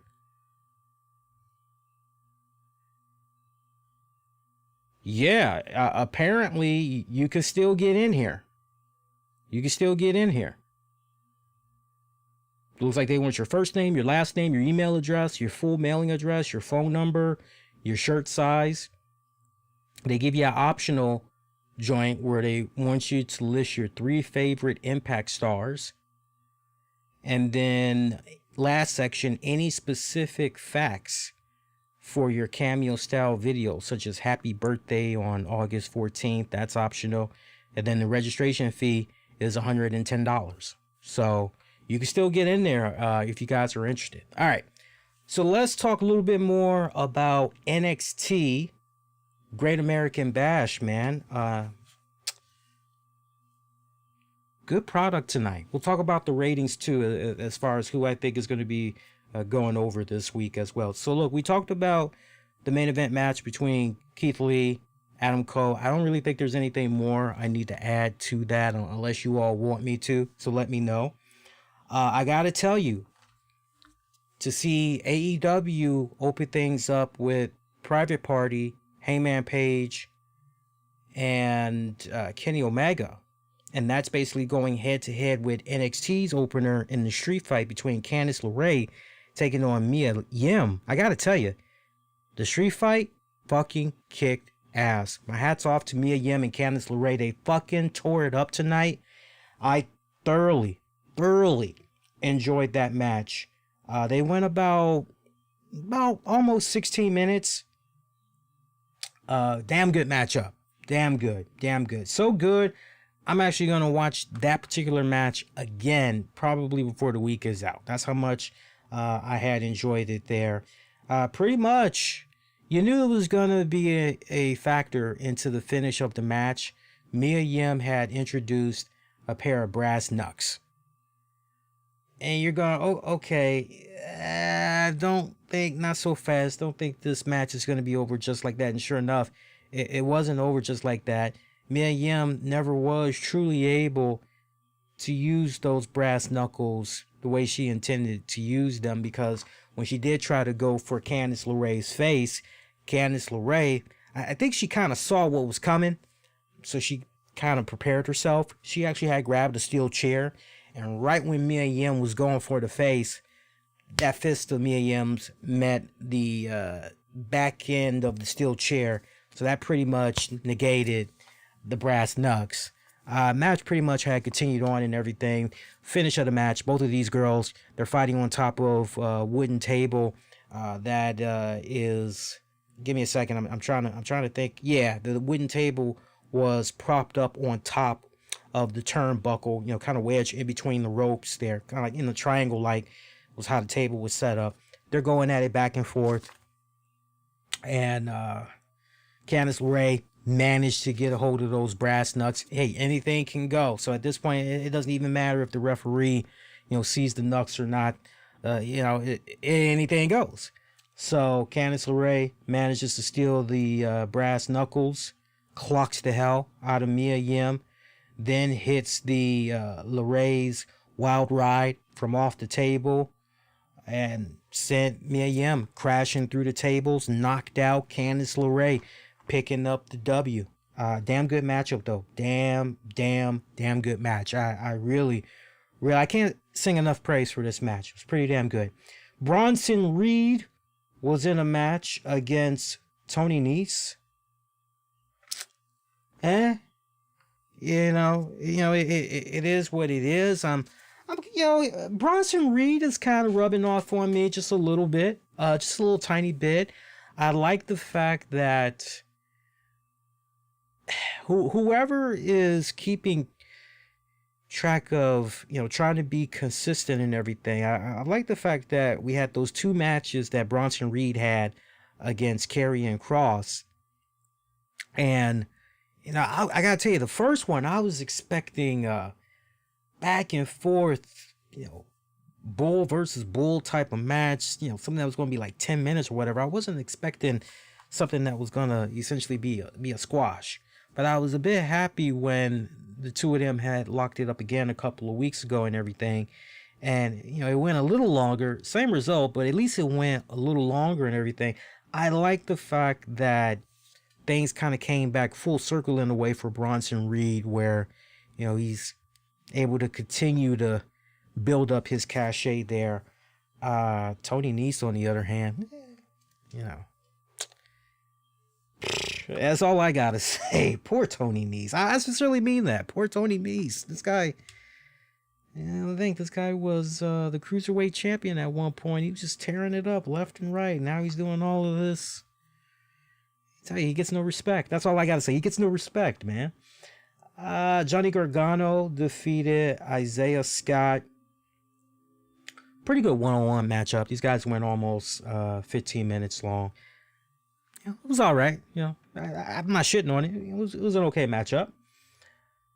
Breezango, Drake Maverick, they were in tag team action as they had faced Legado del Fantasma. This actually was a pretty damn good matchup, and it was nice to see Breezango come out and go into this match with a more serious demeanor.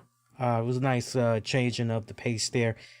Great chemistry from all six of these guys. I could have watched these guys honestly go another 10 minutes. Pretty damn good, honestly. And another thing, the feud between Drake Maverick, Mendoza, obviously, not over yet.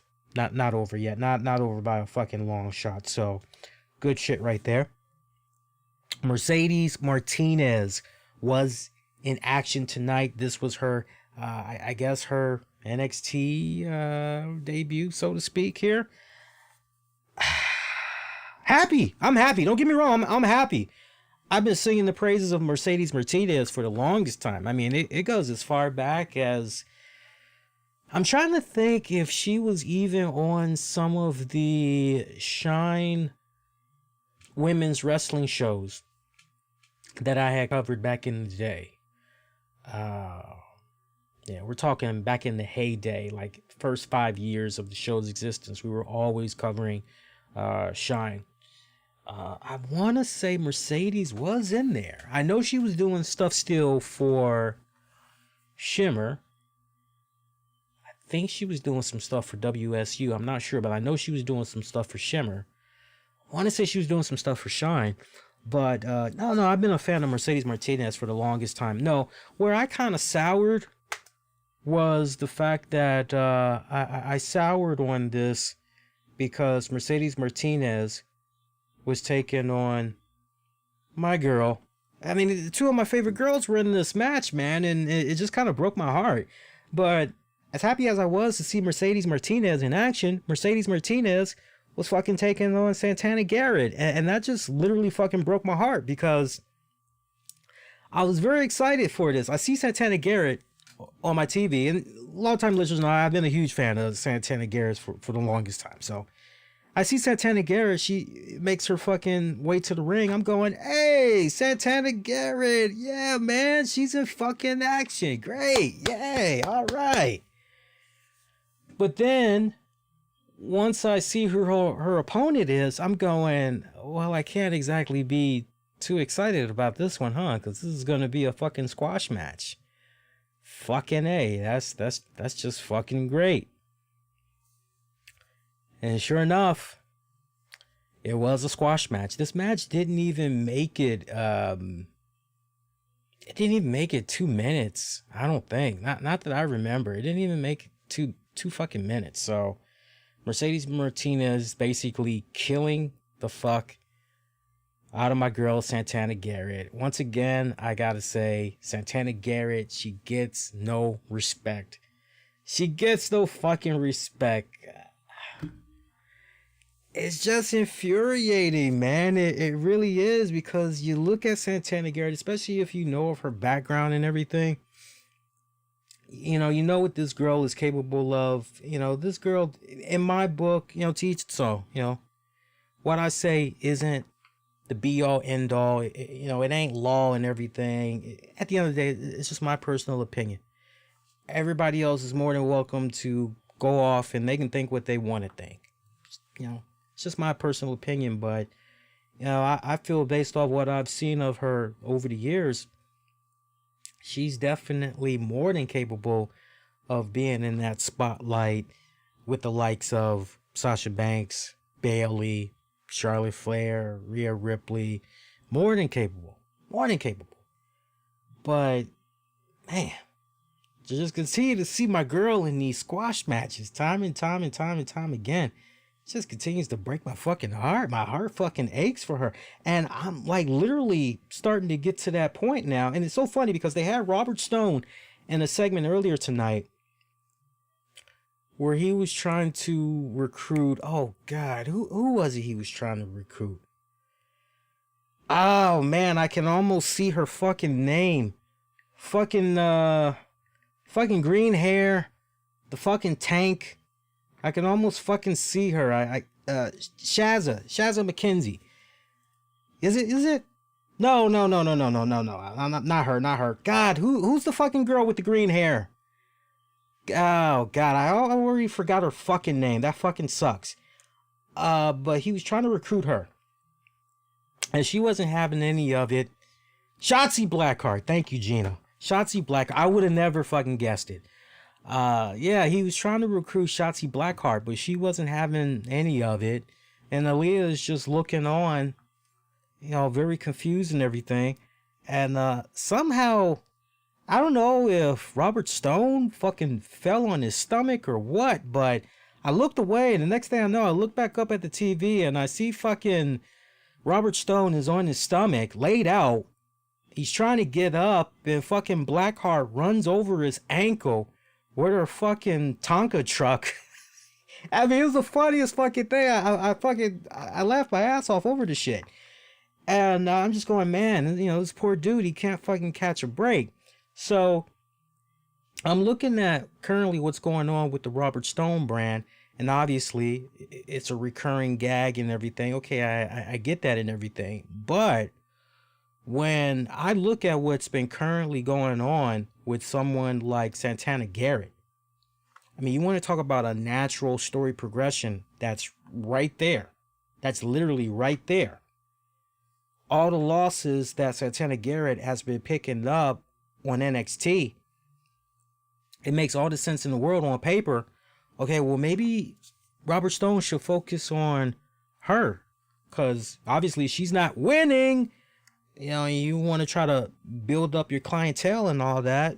I mean, well, there you go. There's somebody right there for you. So, WWE, I don't know if you guys have even thought that far yet, if you even thought that at all, but that's something that you guys should definitely strongly consider.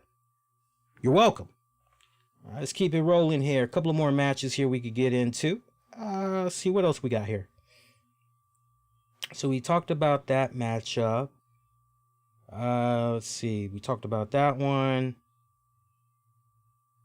Damn, is that it? Is that it? I'm showing that's it for all the matches tonight. I can't believe. Surely there's more. Am I missing anything, guys? Let me look here. I'm just going over the matches one more time here. Yeah, guys, that's it. That's all the matches.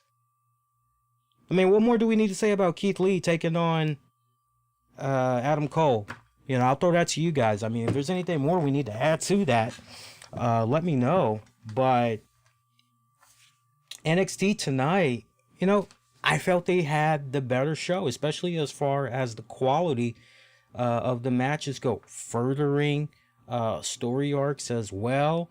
I mean, come on, let's be real. The rivalry between Mia Yim, Candice LeRae, that's not over by a long shot. That definitely has not met its proper finale just yet. Keith Lee ushering in a new era for NXT and dethroning one of the longest reigning NXT World Heavyweight Champions of all time in Adam Cole. You know there's a rematch right there. You also know that Killer Cross is waiting in the wings there. Also following up on what we talked about earlier, just the window of opportunities of opponents that present themselves in facing Keith Lee for the championship now.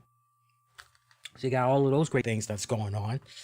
Also, we got the great storyline that Drake Maverick is involved in right now with, Phantasma and all that whole little stable. Breezango has something to do as well, right? So that little alliance is continuing to do its own respected thing.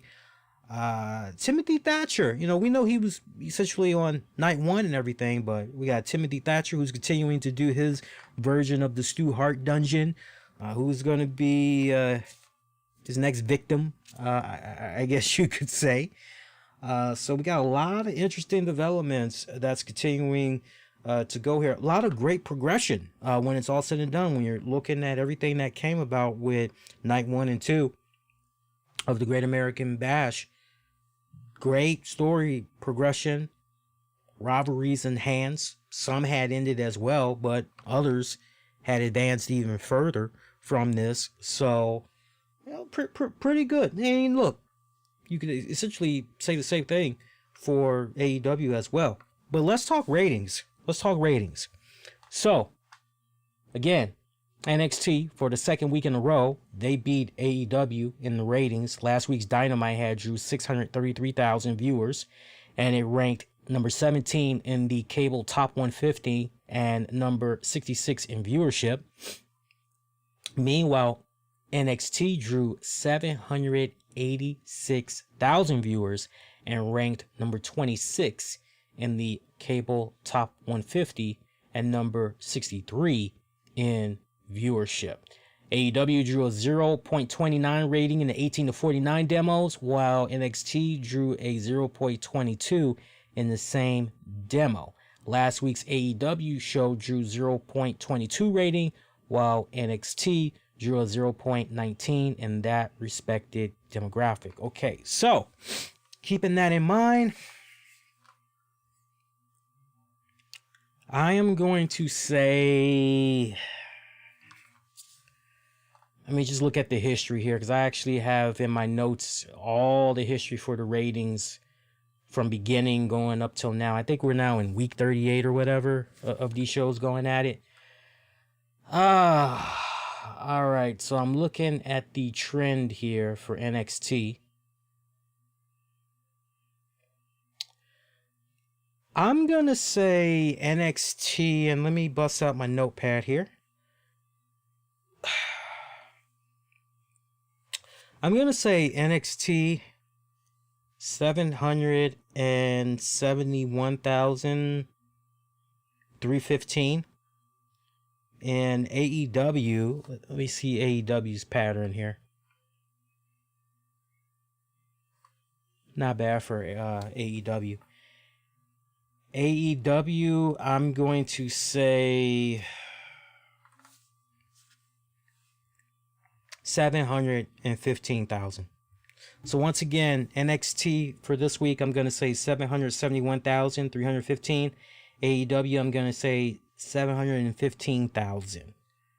NXT picking up another W. I'd be quite shocked if AEW were to pick up the win. I just felt, again, you've heard me the past couple of weeks, I've given the nod more to AEW having a better product, but I gotta say, just what I saw this week, I gotta give the edge to NXT. Let me know what you guys think that had watched both shows tonight. Sound off. Who did you think had the better show for this week? We should honestly put a poll out. asking you guys that as well. And I think I will put a poll out. I'll put a poll after the show is over. So peep that when you guys get a chance. Also, while we're talking about titles and all of that, this was the week for titles, wasn't it? It really, really was. It was the week for titles.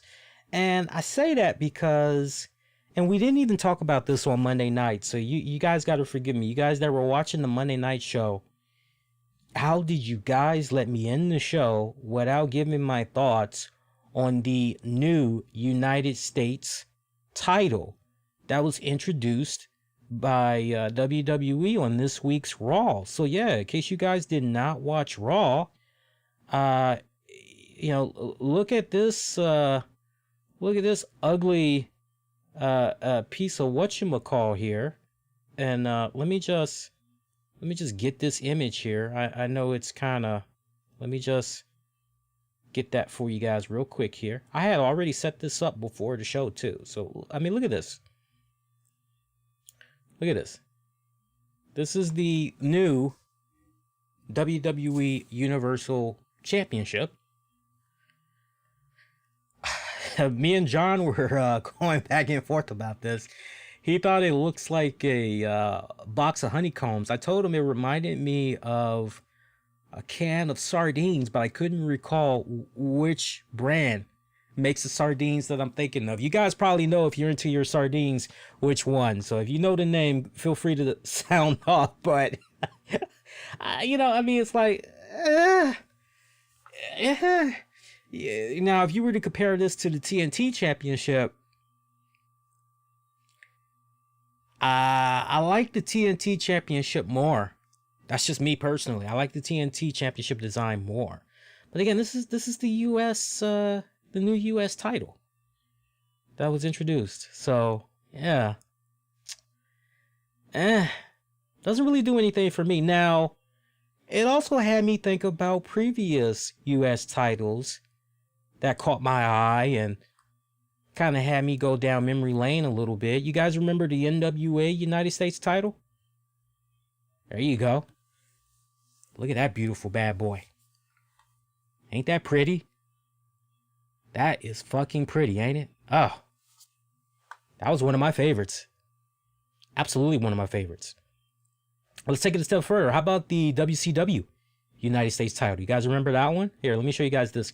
Again, for you guys that's only going to be listening to the audio version, you're missing out. You got to make sure you represent whenever the shows are live, and come check out the webcast, because I'll be showing all kinds of cool shit. You guys can now see what everybody is saying in the chat, interact with them, interact with me. So it's good shit. There you go.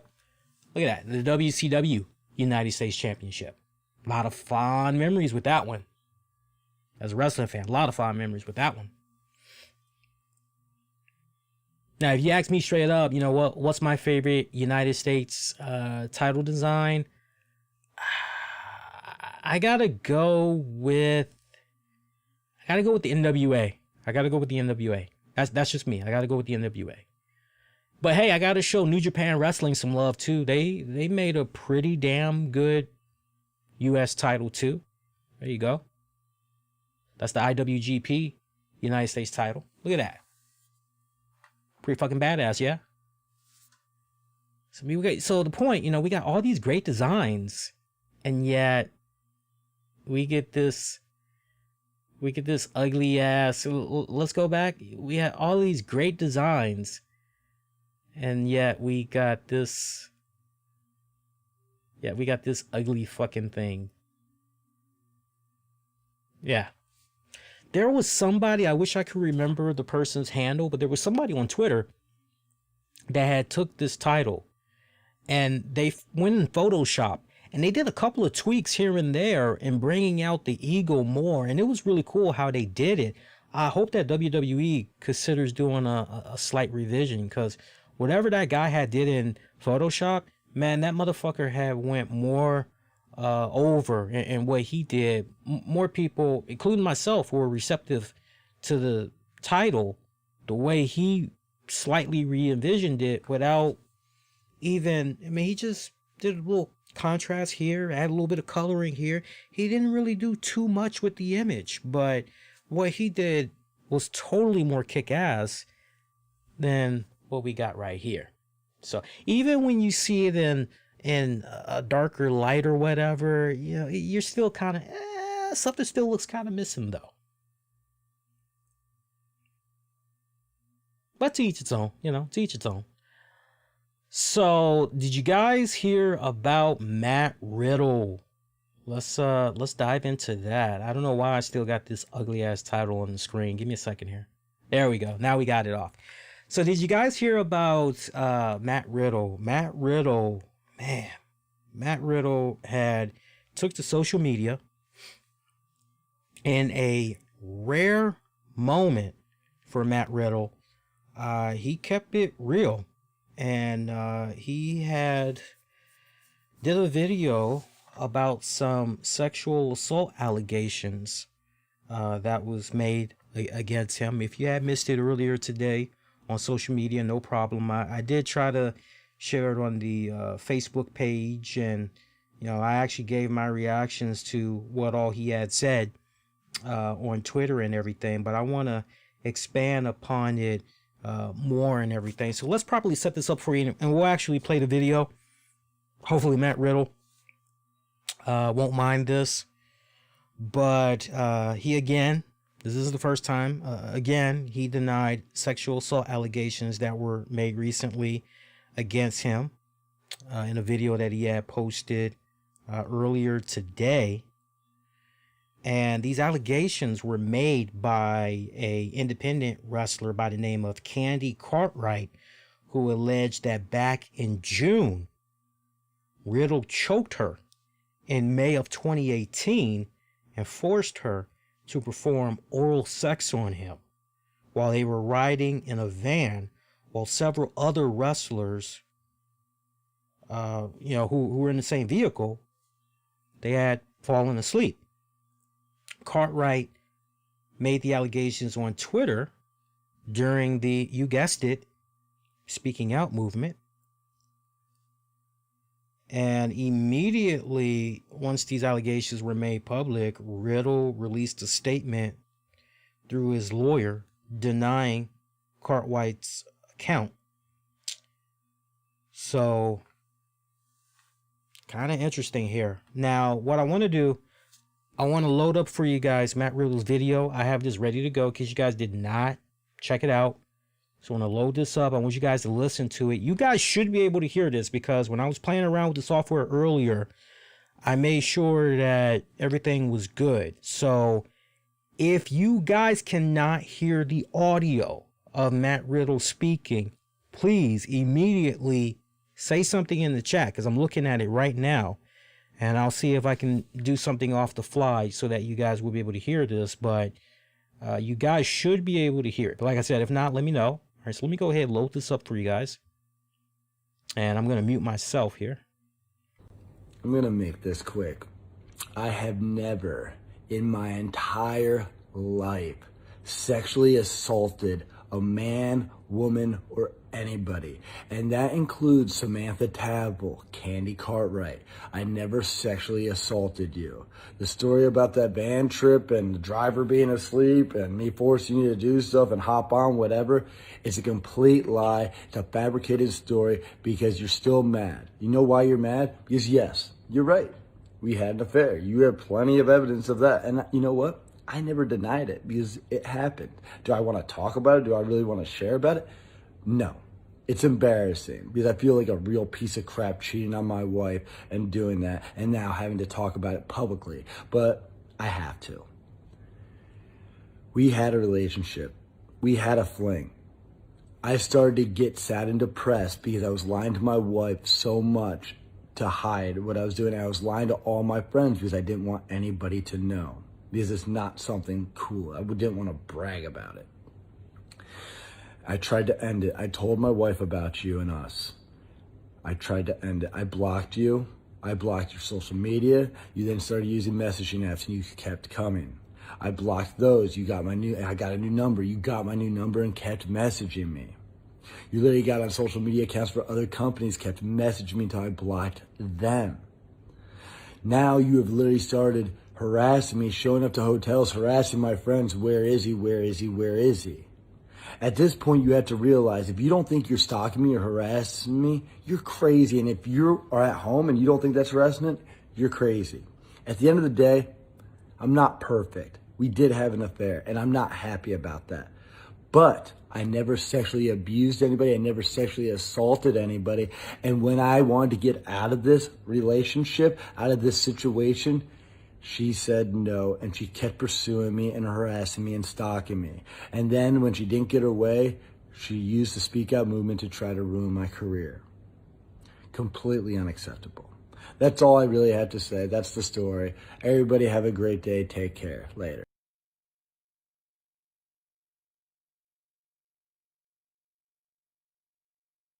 Okay, so Matt Riddle. So you guys, feel free, share your thoughts on what you just heard from Matt Riddle there. And as you all make sense out of what you just heard right there, let me say this, and this comes from the heart.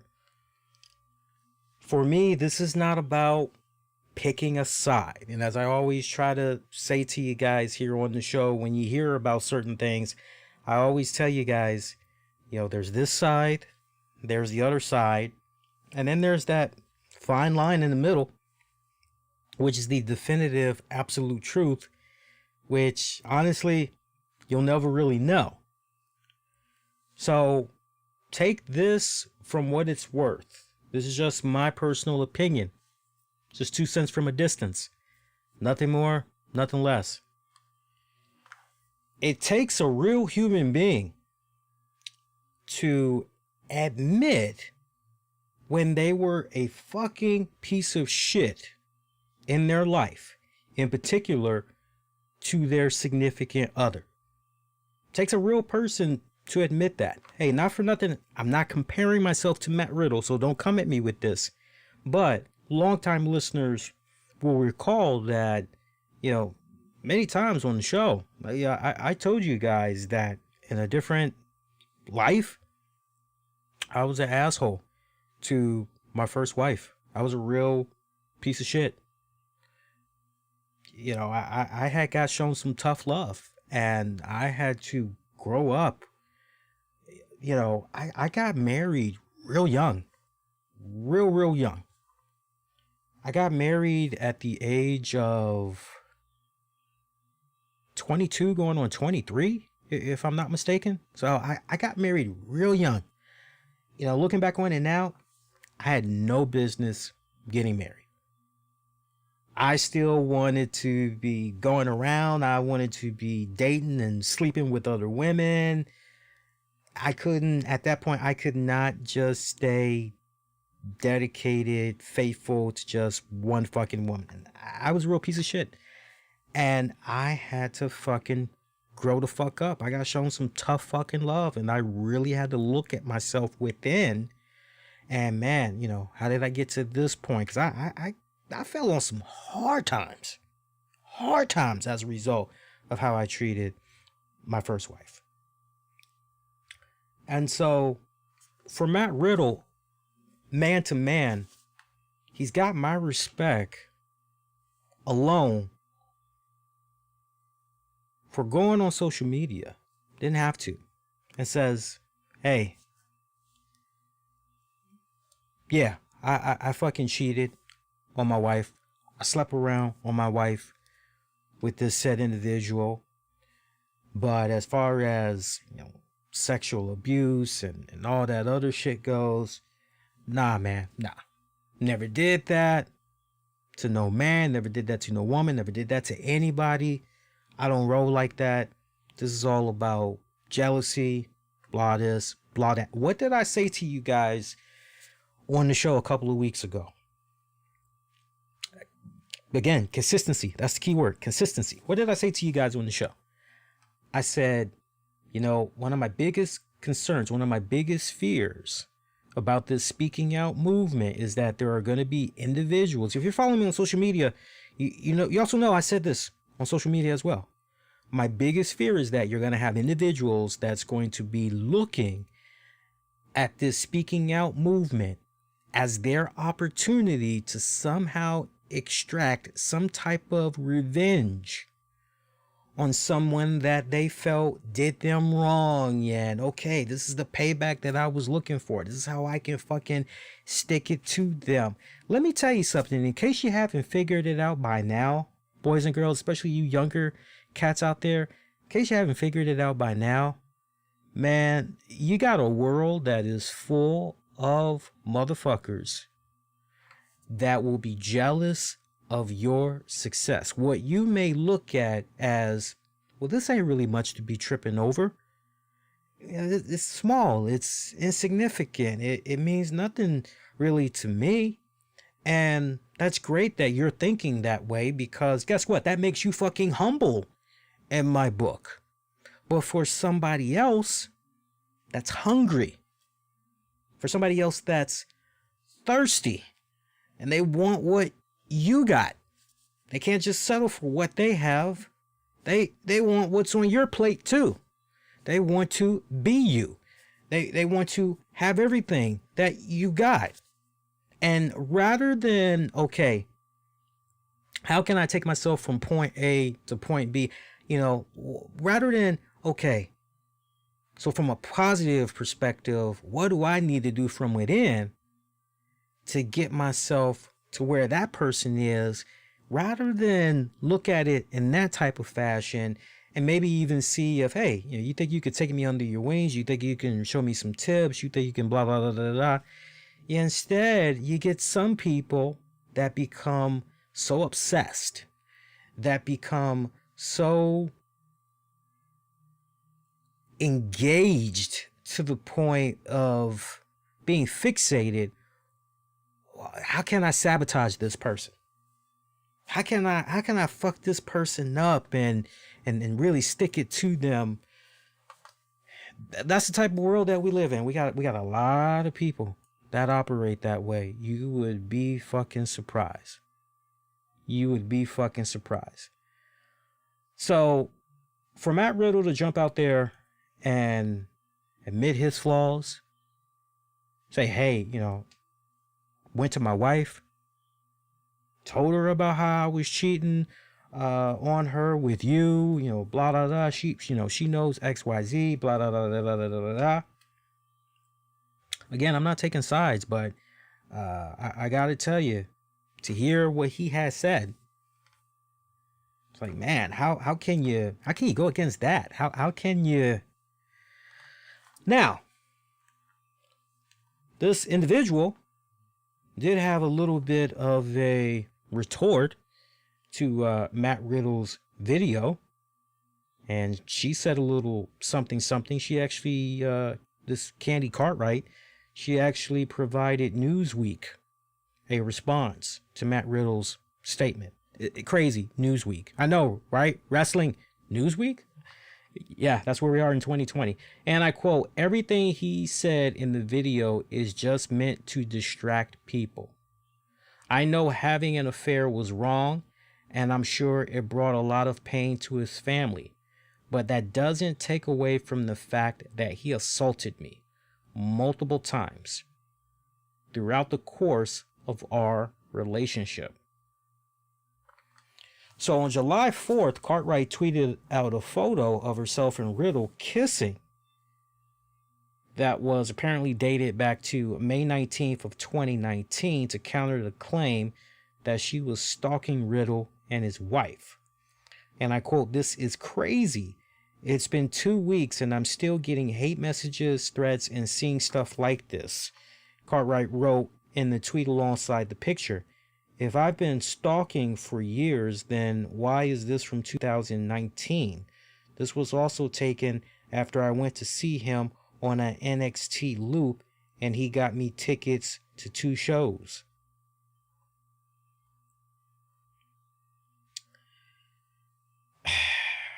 So this is just crazy.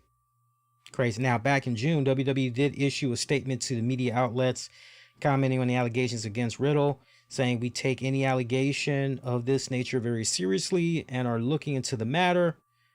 Individuals are responsible for their own personal actions. WWE has zero tolerance for matters involving domestic violence, child abuse, and sexual assaults. But, as we have seen within the recent weeks, Matt Riddle has been on a bit of a streak there on SmackDown, hasn't he? So there has been no signs of any cracks in the armor there of a push so far, right? So,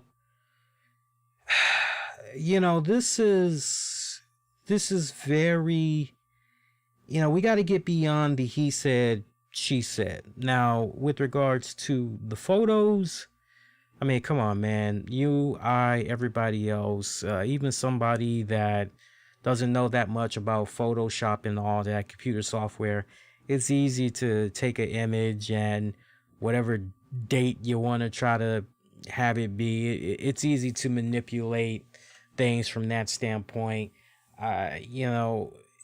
It doesn't help that, one, she cheated with Riddle. I'm glad she's owning up to that. But what she's saying that had happened, hey, no, I got assaulted. I got taken advantage of. Okay, well, you know what? You got to somehow come in there with more than just the he said, she said. Somehow you got to be able to come in there with something that's very fucking bulletproof. Some type of a text message, hey, why did you do that to me? I didn't appreciate that, blah this, blah that. That's what makes this whole thing so fucking weird, man. It really does, because I told you this a couple of weeks ago. I said it briefly on social media, but I gotta reiterate it again. In this day and age, when you hear these women, particularly, that are coming out and they're sharing these gut-wrenching stories about how they were sexually assaulted, sexually abused, you want to just put your arm around that person and say, man, I'm so sorry to hear that, but it's gonna fucking be okay. You just fucking keep hanging in there. Thanks for sharing your fucking story.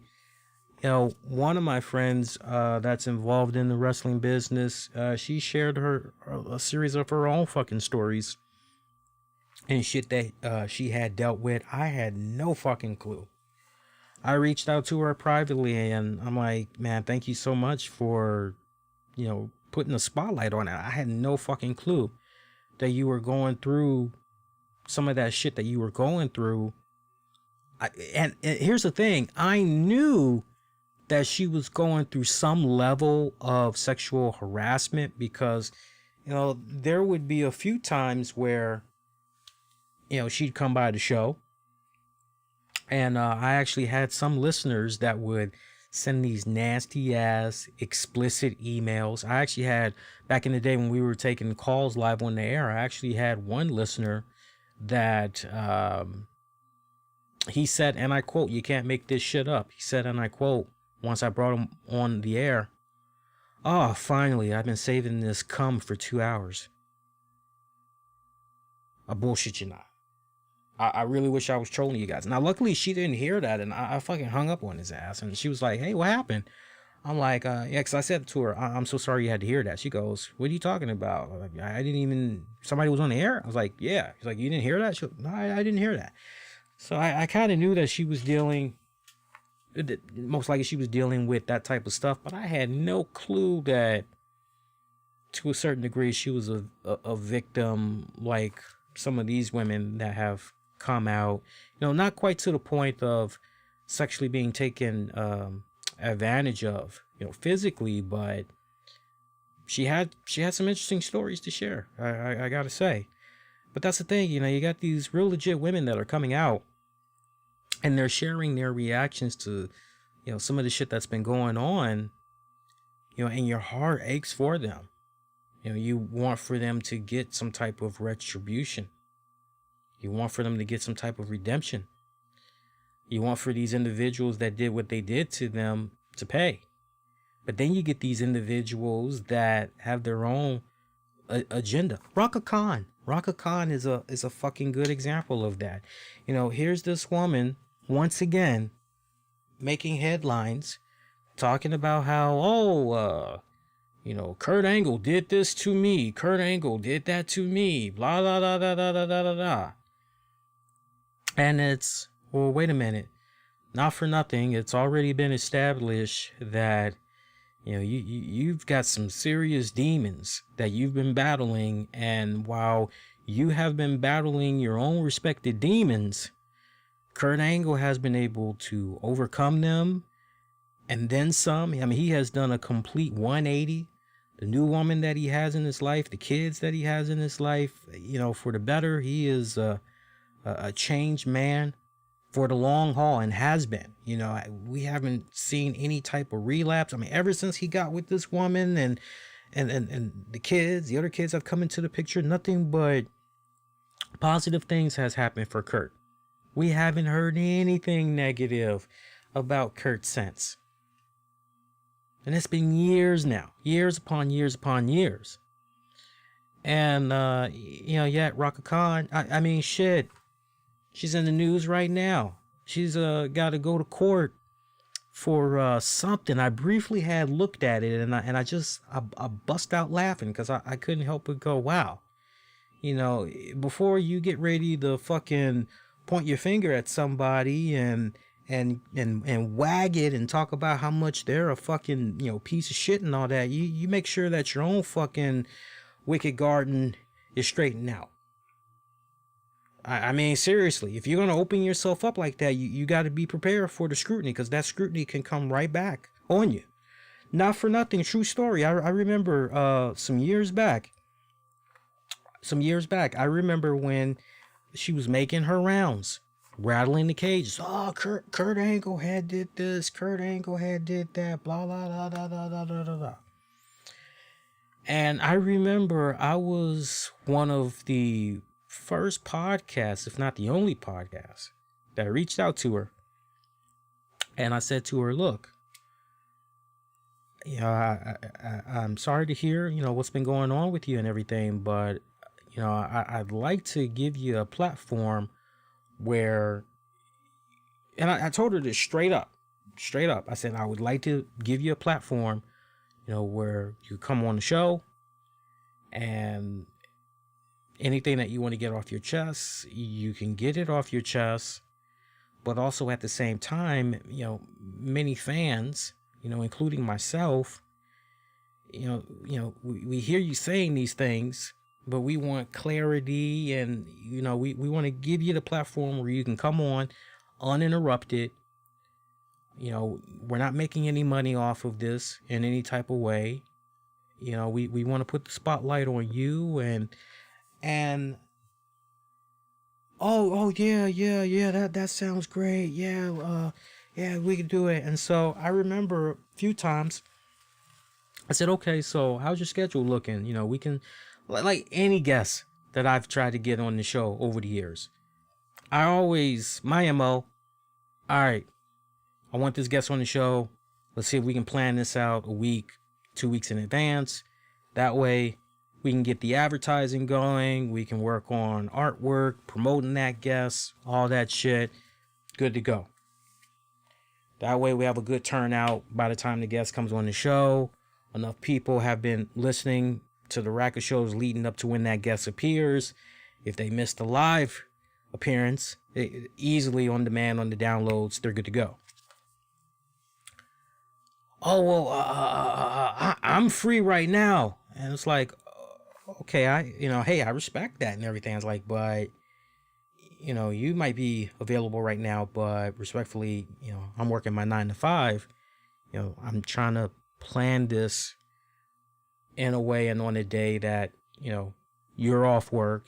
And man, I ain't never heard so much ducking, jive talking, slithering before in my entire fucking life. This girl did not want to do the interview.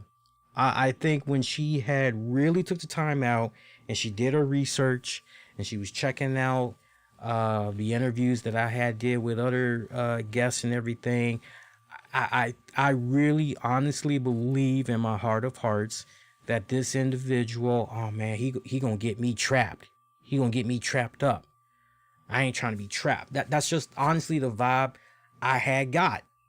And unless you have been doing podcasts for years upon years upon years, and you've respectfully done your own spots where you've been interviewing folks, you know exactly what I'm talking about. You know, unless you got that experience, then, you know, it's kind of easy if you don't have that experience. You know, you're just jumping to conclusions. No, you know, veteran podcasters, you know, very seldom are we wrong with our gut instincts. And when you have somebody that's juking and jive talking their way out of, you know, okay, you can't prepare for an interview a week from now or 2 weeks from now. Something, you know. And I remember it was so hilarious too, because I'll see if I still have the transcripts too. I had got her in black and white, and one joint had said, she said flat out, she said, my time is money and I want to be making money off of this. Bullshit you not, I swear to fucking God, that's what she had said a couple of years back when I had initiated contact with her. And I told her, I said, well, wait a minute, ma'am. I said, you know, like I told you up front, I was like, we're not looking to make money off of your appearance on the show. You know, if you are truly a victim, that's how I came at her. I said, if you're truly a victim, you know, money really shouldn't be mattering right about now. This should be all about you telling your story to try to help other people,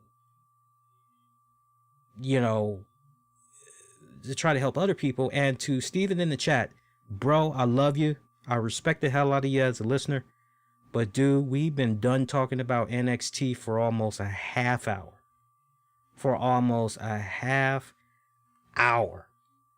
Come on, man. Stay on topic, people. Stay on topic. You know, I'm like this. If you can't stay on, we're talking some serious heavy shit right now. So I need you guys to stay with me. If you can't stay with me on the heavy shit right now, do me a favor. Either be silent and or you know, go make yourself a sandwich, or just disconnect for the night. Just disconnect for the night.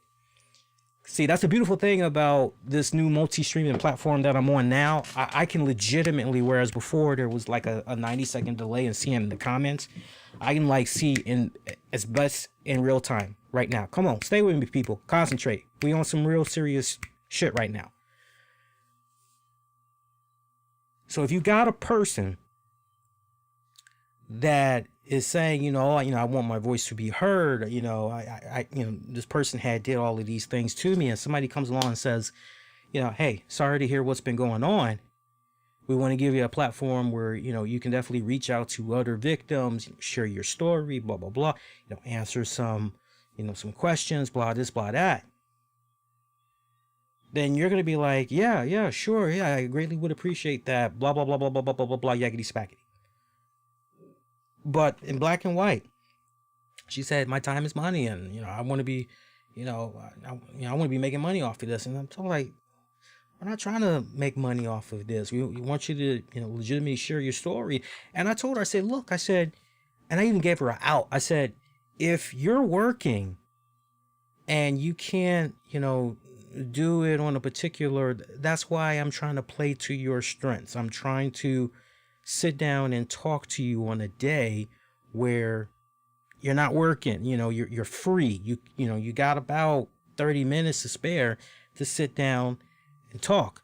Man, that's not exactly a workout. All you gotta do is, you know, back then at least, all you had to do was just pick up a phone, call somebody, you know. I think back then, I'm trying to think. I think by then we were done with the hotline version of the show. I think by then we were doing the webcast shows more, but it was rather easy for me to patch somebody in via cell phone or whatever. And so we were trying to bring her in that way, and she was just juking and jiving every fucking opportunity that she gets. So my point, you know, after hearing that, you guys got to admit, so you got individuals that will fucking look at, you know, some of these things that's going on with some of these movements and, you know, what for, as an opportunity to, I can kind of capitalize off of this. This is my opportunity. I can finally extract some type of revenge on. It's no different than what had went down with Chris Hardwick. I always bring him up. Look at that guy, the Chris Hardwick guy from AMC's Talking Dead. You saw all that shit that had went down with him and those allegations. He lost members of his staff left and right. I mean, it was fucking ugly what was going on. And he had ex-girlfriends. He had the parents of those ex-girlfriends and whatever that were coming to bat, putting the hell over his character and everything. And, it ultimately turned out that this girl was telling nothing but, big fat fucking lies. And she pretty much disappeared after that. It's dangerous territory that we're in right now. It kind of goes back to a question that I was asked a couple of months ago, which was, what do you think, as far as pro wrestling goes, what do you think is the number one? I'm trying to remember how they had phrased it. I think they said something along the lines of, what do you consider to be the number one bad thing that's happened for pro wrestling or whatever? And for me, it was easy. I said social media and podcasts. Social media, because everybody thinks that, because they can hop on Twitter, Facebook, or whatever, instantly they can be injected in somebody else's life. And they feel that as a result of that, it gives them this right to be able to judge and all kinds of other stupid shit. And it's also where the big bulk of the keyboard warriors are these days. Podcasts, because you don't have podcasts like myself and some of my other veteran colleagues that mean fucking well, do fucking well, and try to do the very best to report all the facts, try to be as unbiased as truly as humanly possible. A lot of the podcasts that's out there, it's very personal for them. Very personal. The way they attack wrestlers, promotions, etc. They make it so fucking personal. And they are the ones that has the most difficulty separating what they see on TV with some of these, at the end of the day, actors. They have a hard time separating, these men and women from these characters that they're playing on TV from their real life counterparts. It's quite fucking sad. With regards to this shit that's going on with Matt Riddle, you guys just need to kick back, I'm going to tell you guys, you may want to lean towards Matt Riddle, given what he had said. But then you hear what this woman had said. It's kind of like, show me the facts. If the Chris Hardwick thing and a couple other examples have proved anything, don't be so quick to jump on something so fucking fast. Wait and see how the chips fall down. What evidence do we have? And then kind of go from there. The shit with Enzo. It's another good prime example. The shit with Enzo. It's crazy, man. It is fucking crazy. So, on a much more lighter note, a couple more little tidbits we can get into before we get ready to wrap it up. By the way, there is a new company that I'm dealing with now for copyright bogus claims. Shout out to you, YouTube content creators. There is a company called Audio Machine. Man, these guys have been a thorn in my ass for the past 2 weeks now, is all I have to say. They are picking up literally right where, what was the last company I was telling you guys about? AdRev. So I won a major victory with AdRev, but now I got this company, Audio Machine, that's coming in, claiming that stupid ass song, Body in the Woods. That song is nowhere to be fucking found in any of my content. It's fucking bullshit. Fucking bullshit. But anyway, we're talking about that little fiasco there. And you got Jay Lethal. Jay Lethal had jumped out there and put out a statement with regards to everything that's been going on with the movement. I want to read to you guys what he had said. He said this on Twitter. He said, "There is no comfort in silence anymore. It has always been my choice to use silence to keep my dignity, refrain from publicly attacking people I'm not fond of, and relying on who I have been as a person to speak for itself. I've also never wanted to use my platform to boost or give attention to any negativity. I do, however, know and realize that some people will sadly take my silence to mean something else. The speaking out movement has given me hope that the industry that I've chosen to give my life to will become a better place.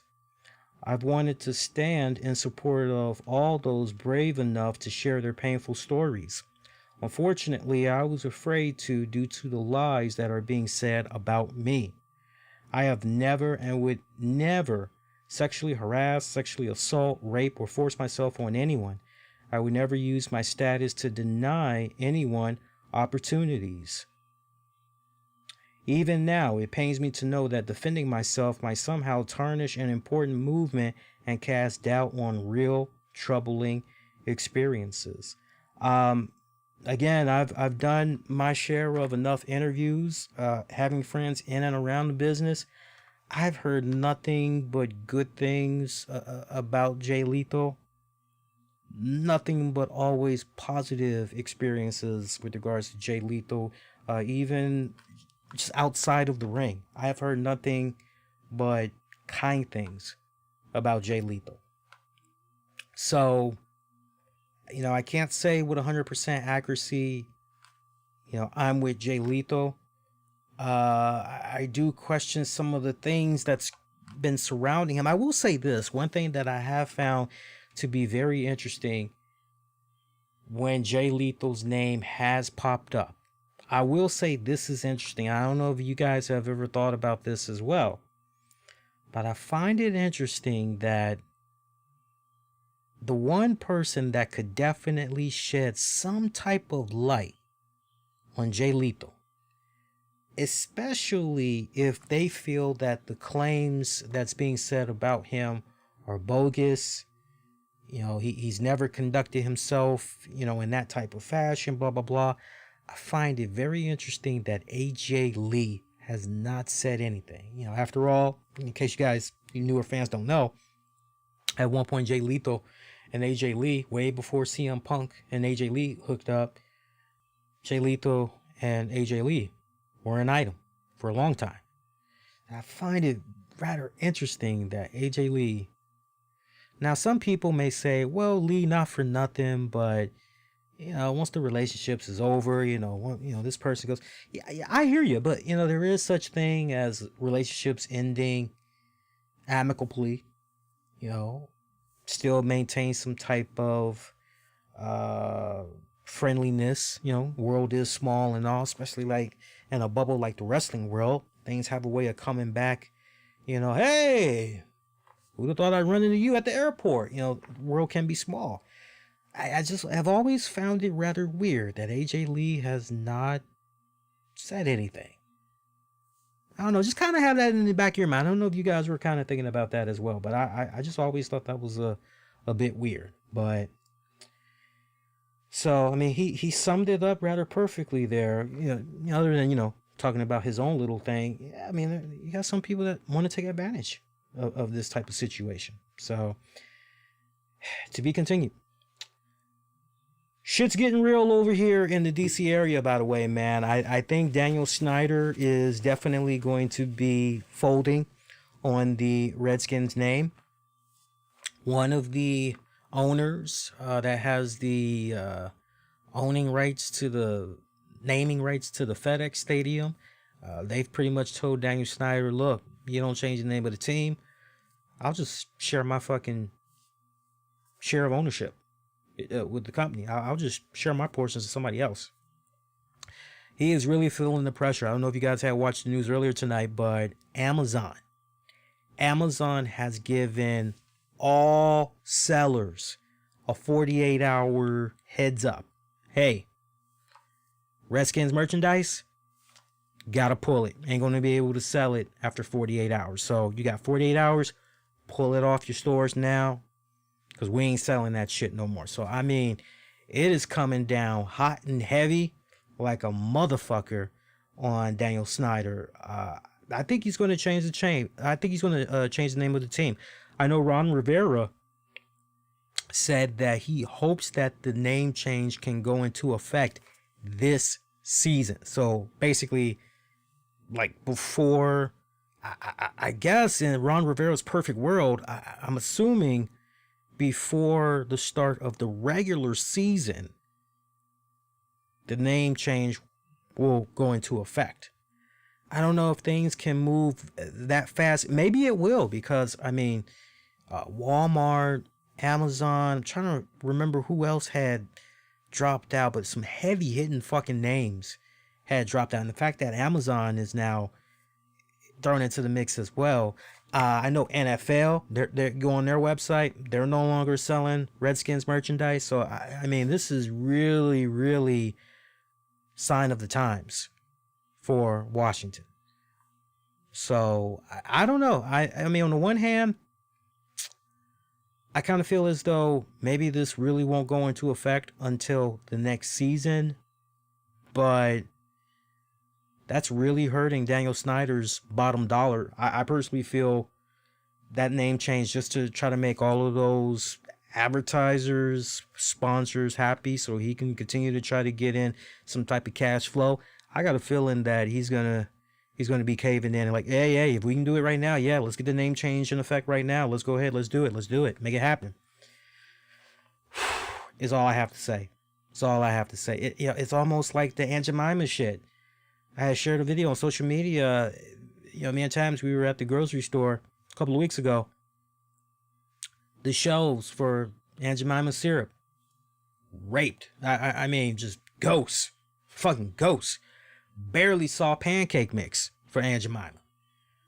So I would imagine that now we got a case right here where things are starting to become relics. So if you're into some collectibles, now's a good time while you're out there. You got a little bit of money to spend. Go on eBay, go on Amazon, and whatever little bit of Redskins merchandise you might be able to still get your hands on, Aunt Jemima stuff as well. Go ahead and go for it. This NFL season, if it does happen, assuming that things can kind of stay the way it is right now, with the pandemic numbers and everything, should be an interesting NFL season. They've already talked about eliminating 2 weeks of preseason games, because remember, originally we had 4 weeks of preseason games. Now it's just 2 weeks. So all the teams, they get one preseason game at home, and then they get another preseason game playing away from home. But that's basically made up on the back end, because now you tack on an extra week or 2 for football or whatnot. I gotta sit down and actually, because me and Tams, we will be doing a wrestling with the topics later this week, and I know she's been wanting to talk about all the things that's been going on, NBA, NFL, and all that. So that's going to be a fun show to do for you guys. But I'm happy that they did trim the hell out of the preseason, because it didn't make sense to see people. Starters weren't starting anyway when it was all said and done. If you were lucky, maybe you saw them for the last game. They would play a series or 2, and then that pretty much was it. So, also, I didn't like the fact that people that were starters were getting injured during the preseason. For me, and for the longest time, as excited I am for football, especially when preseason rolls around, let's be honest, most people don't give a damn about preseason. Most people want the actual real fucking, and it makes a lot of sense to just actually go into, because the preseason games, they don't mean anything.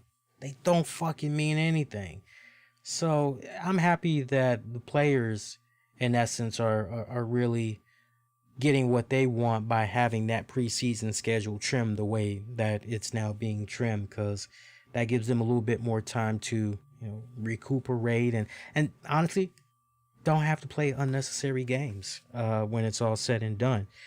Hey, one more time, shout out to our Patreon members, patreon.com/RCWR show. Check out bonus audio, video content. Great majority you won't be able to find anywhere else. I see we've been streaming now for about 2 hours and 34 minutes. It looks like I don't really have anything else that we need to get into for tonight. I think we did a nice deluxe edition for you guys. On that note, I'm going to go on ahead and I'm going to say this show is in the books. So at this point, your next edition of the RCWR show, well, we're going to do stuff for our Patreon members. So make sure you sign up, patreon.com/RCWR show. $5 a month get you in. Get you everything. Other than that, if you're not doing Patreon, your next edition is going to be on Monday, July 13th. 2020 will be live after Raw goes off the air. And as far as Wednesday nights go, as far as I know, we're back to Thursdays. Just happen to have a rare Wednesday night off from work, so it was really nice watching both shows in real time, like old times. I didn't think I was going to be able to keep up, but I still got it. That's all I got to say. I still got it. I was still able to keep up. Oh, you know what? Before we get ready to wrap up the show, there is one thing I want to say, just to kind of get you guys a little bit prepared for wrestling with the topics. I'm not sure if y'all had heard about this young boy that died, but look him up when you get a chance. Hearing his story, it's gut-wrenching, very heartbreaking. I'll talk about it a lot more with Tams on Wrestling with the Topics, but look up the name Cornelius Fredericks. Again, Cornelius Fredericks. Long story short, 16-year-old kid in the foster care system.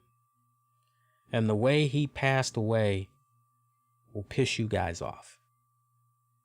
It will piss you off. Read up on that. A lot more people need to be talking about what happened with this young man and talking about what I feel needs to be a really big spotlight on our foster care system. Having experienced briefly the foster care system when I was a teenager, all these years later, decades later, to hear that we still got some great incompetence going on at some of these foster care programs. It's quite sad and it's quite fucking alarming. But, if you didn't look up the story on that kid, look him up. Cornelius Fredericks. Again, 16-year-old kid, died in foster care. Very tragic. It will piss you off. It will piss you off, but hopefully, on top of it pissing you off, it will also make you say, okay, what can maybe I do to get involved in my community to try to ensure something like this doesn't happen to a kid in foster care. So peep that out when you guys get an opportunity. But yeah, get at me on Twitter, Facebook, Instagram. Use keywords, the RCWR show. Again, Facebook, Twitter, Instagram, keywords, the RCWR show. If you enjoyed the webcast, please leave the likes, the hearts, the favorites, subscribe, all that good jazz. Shout out to everybody that had tuned in live tonight. You guys know who you are. Appreciate the love and support as always. Those of you that's going to be checking this out on demand, you got up to this point. Much love. You guys looking for the audio version of this, I'll have this ready to go Thursday night after I get in from work and I've rested up for a little bit, okay?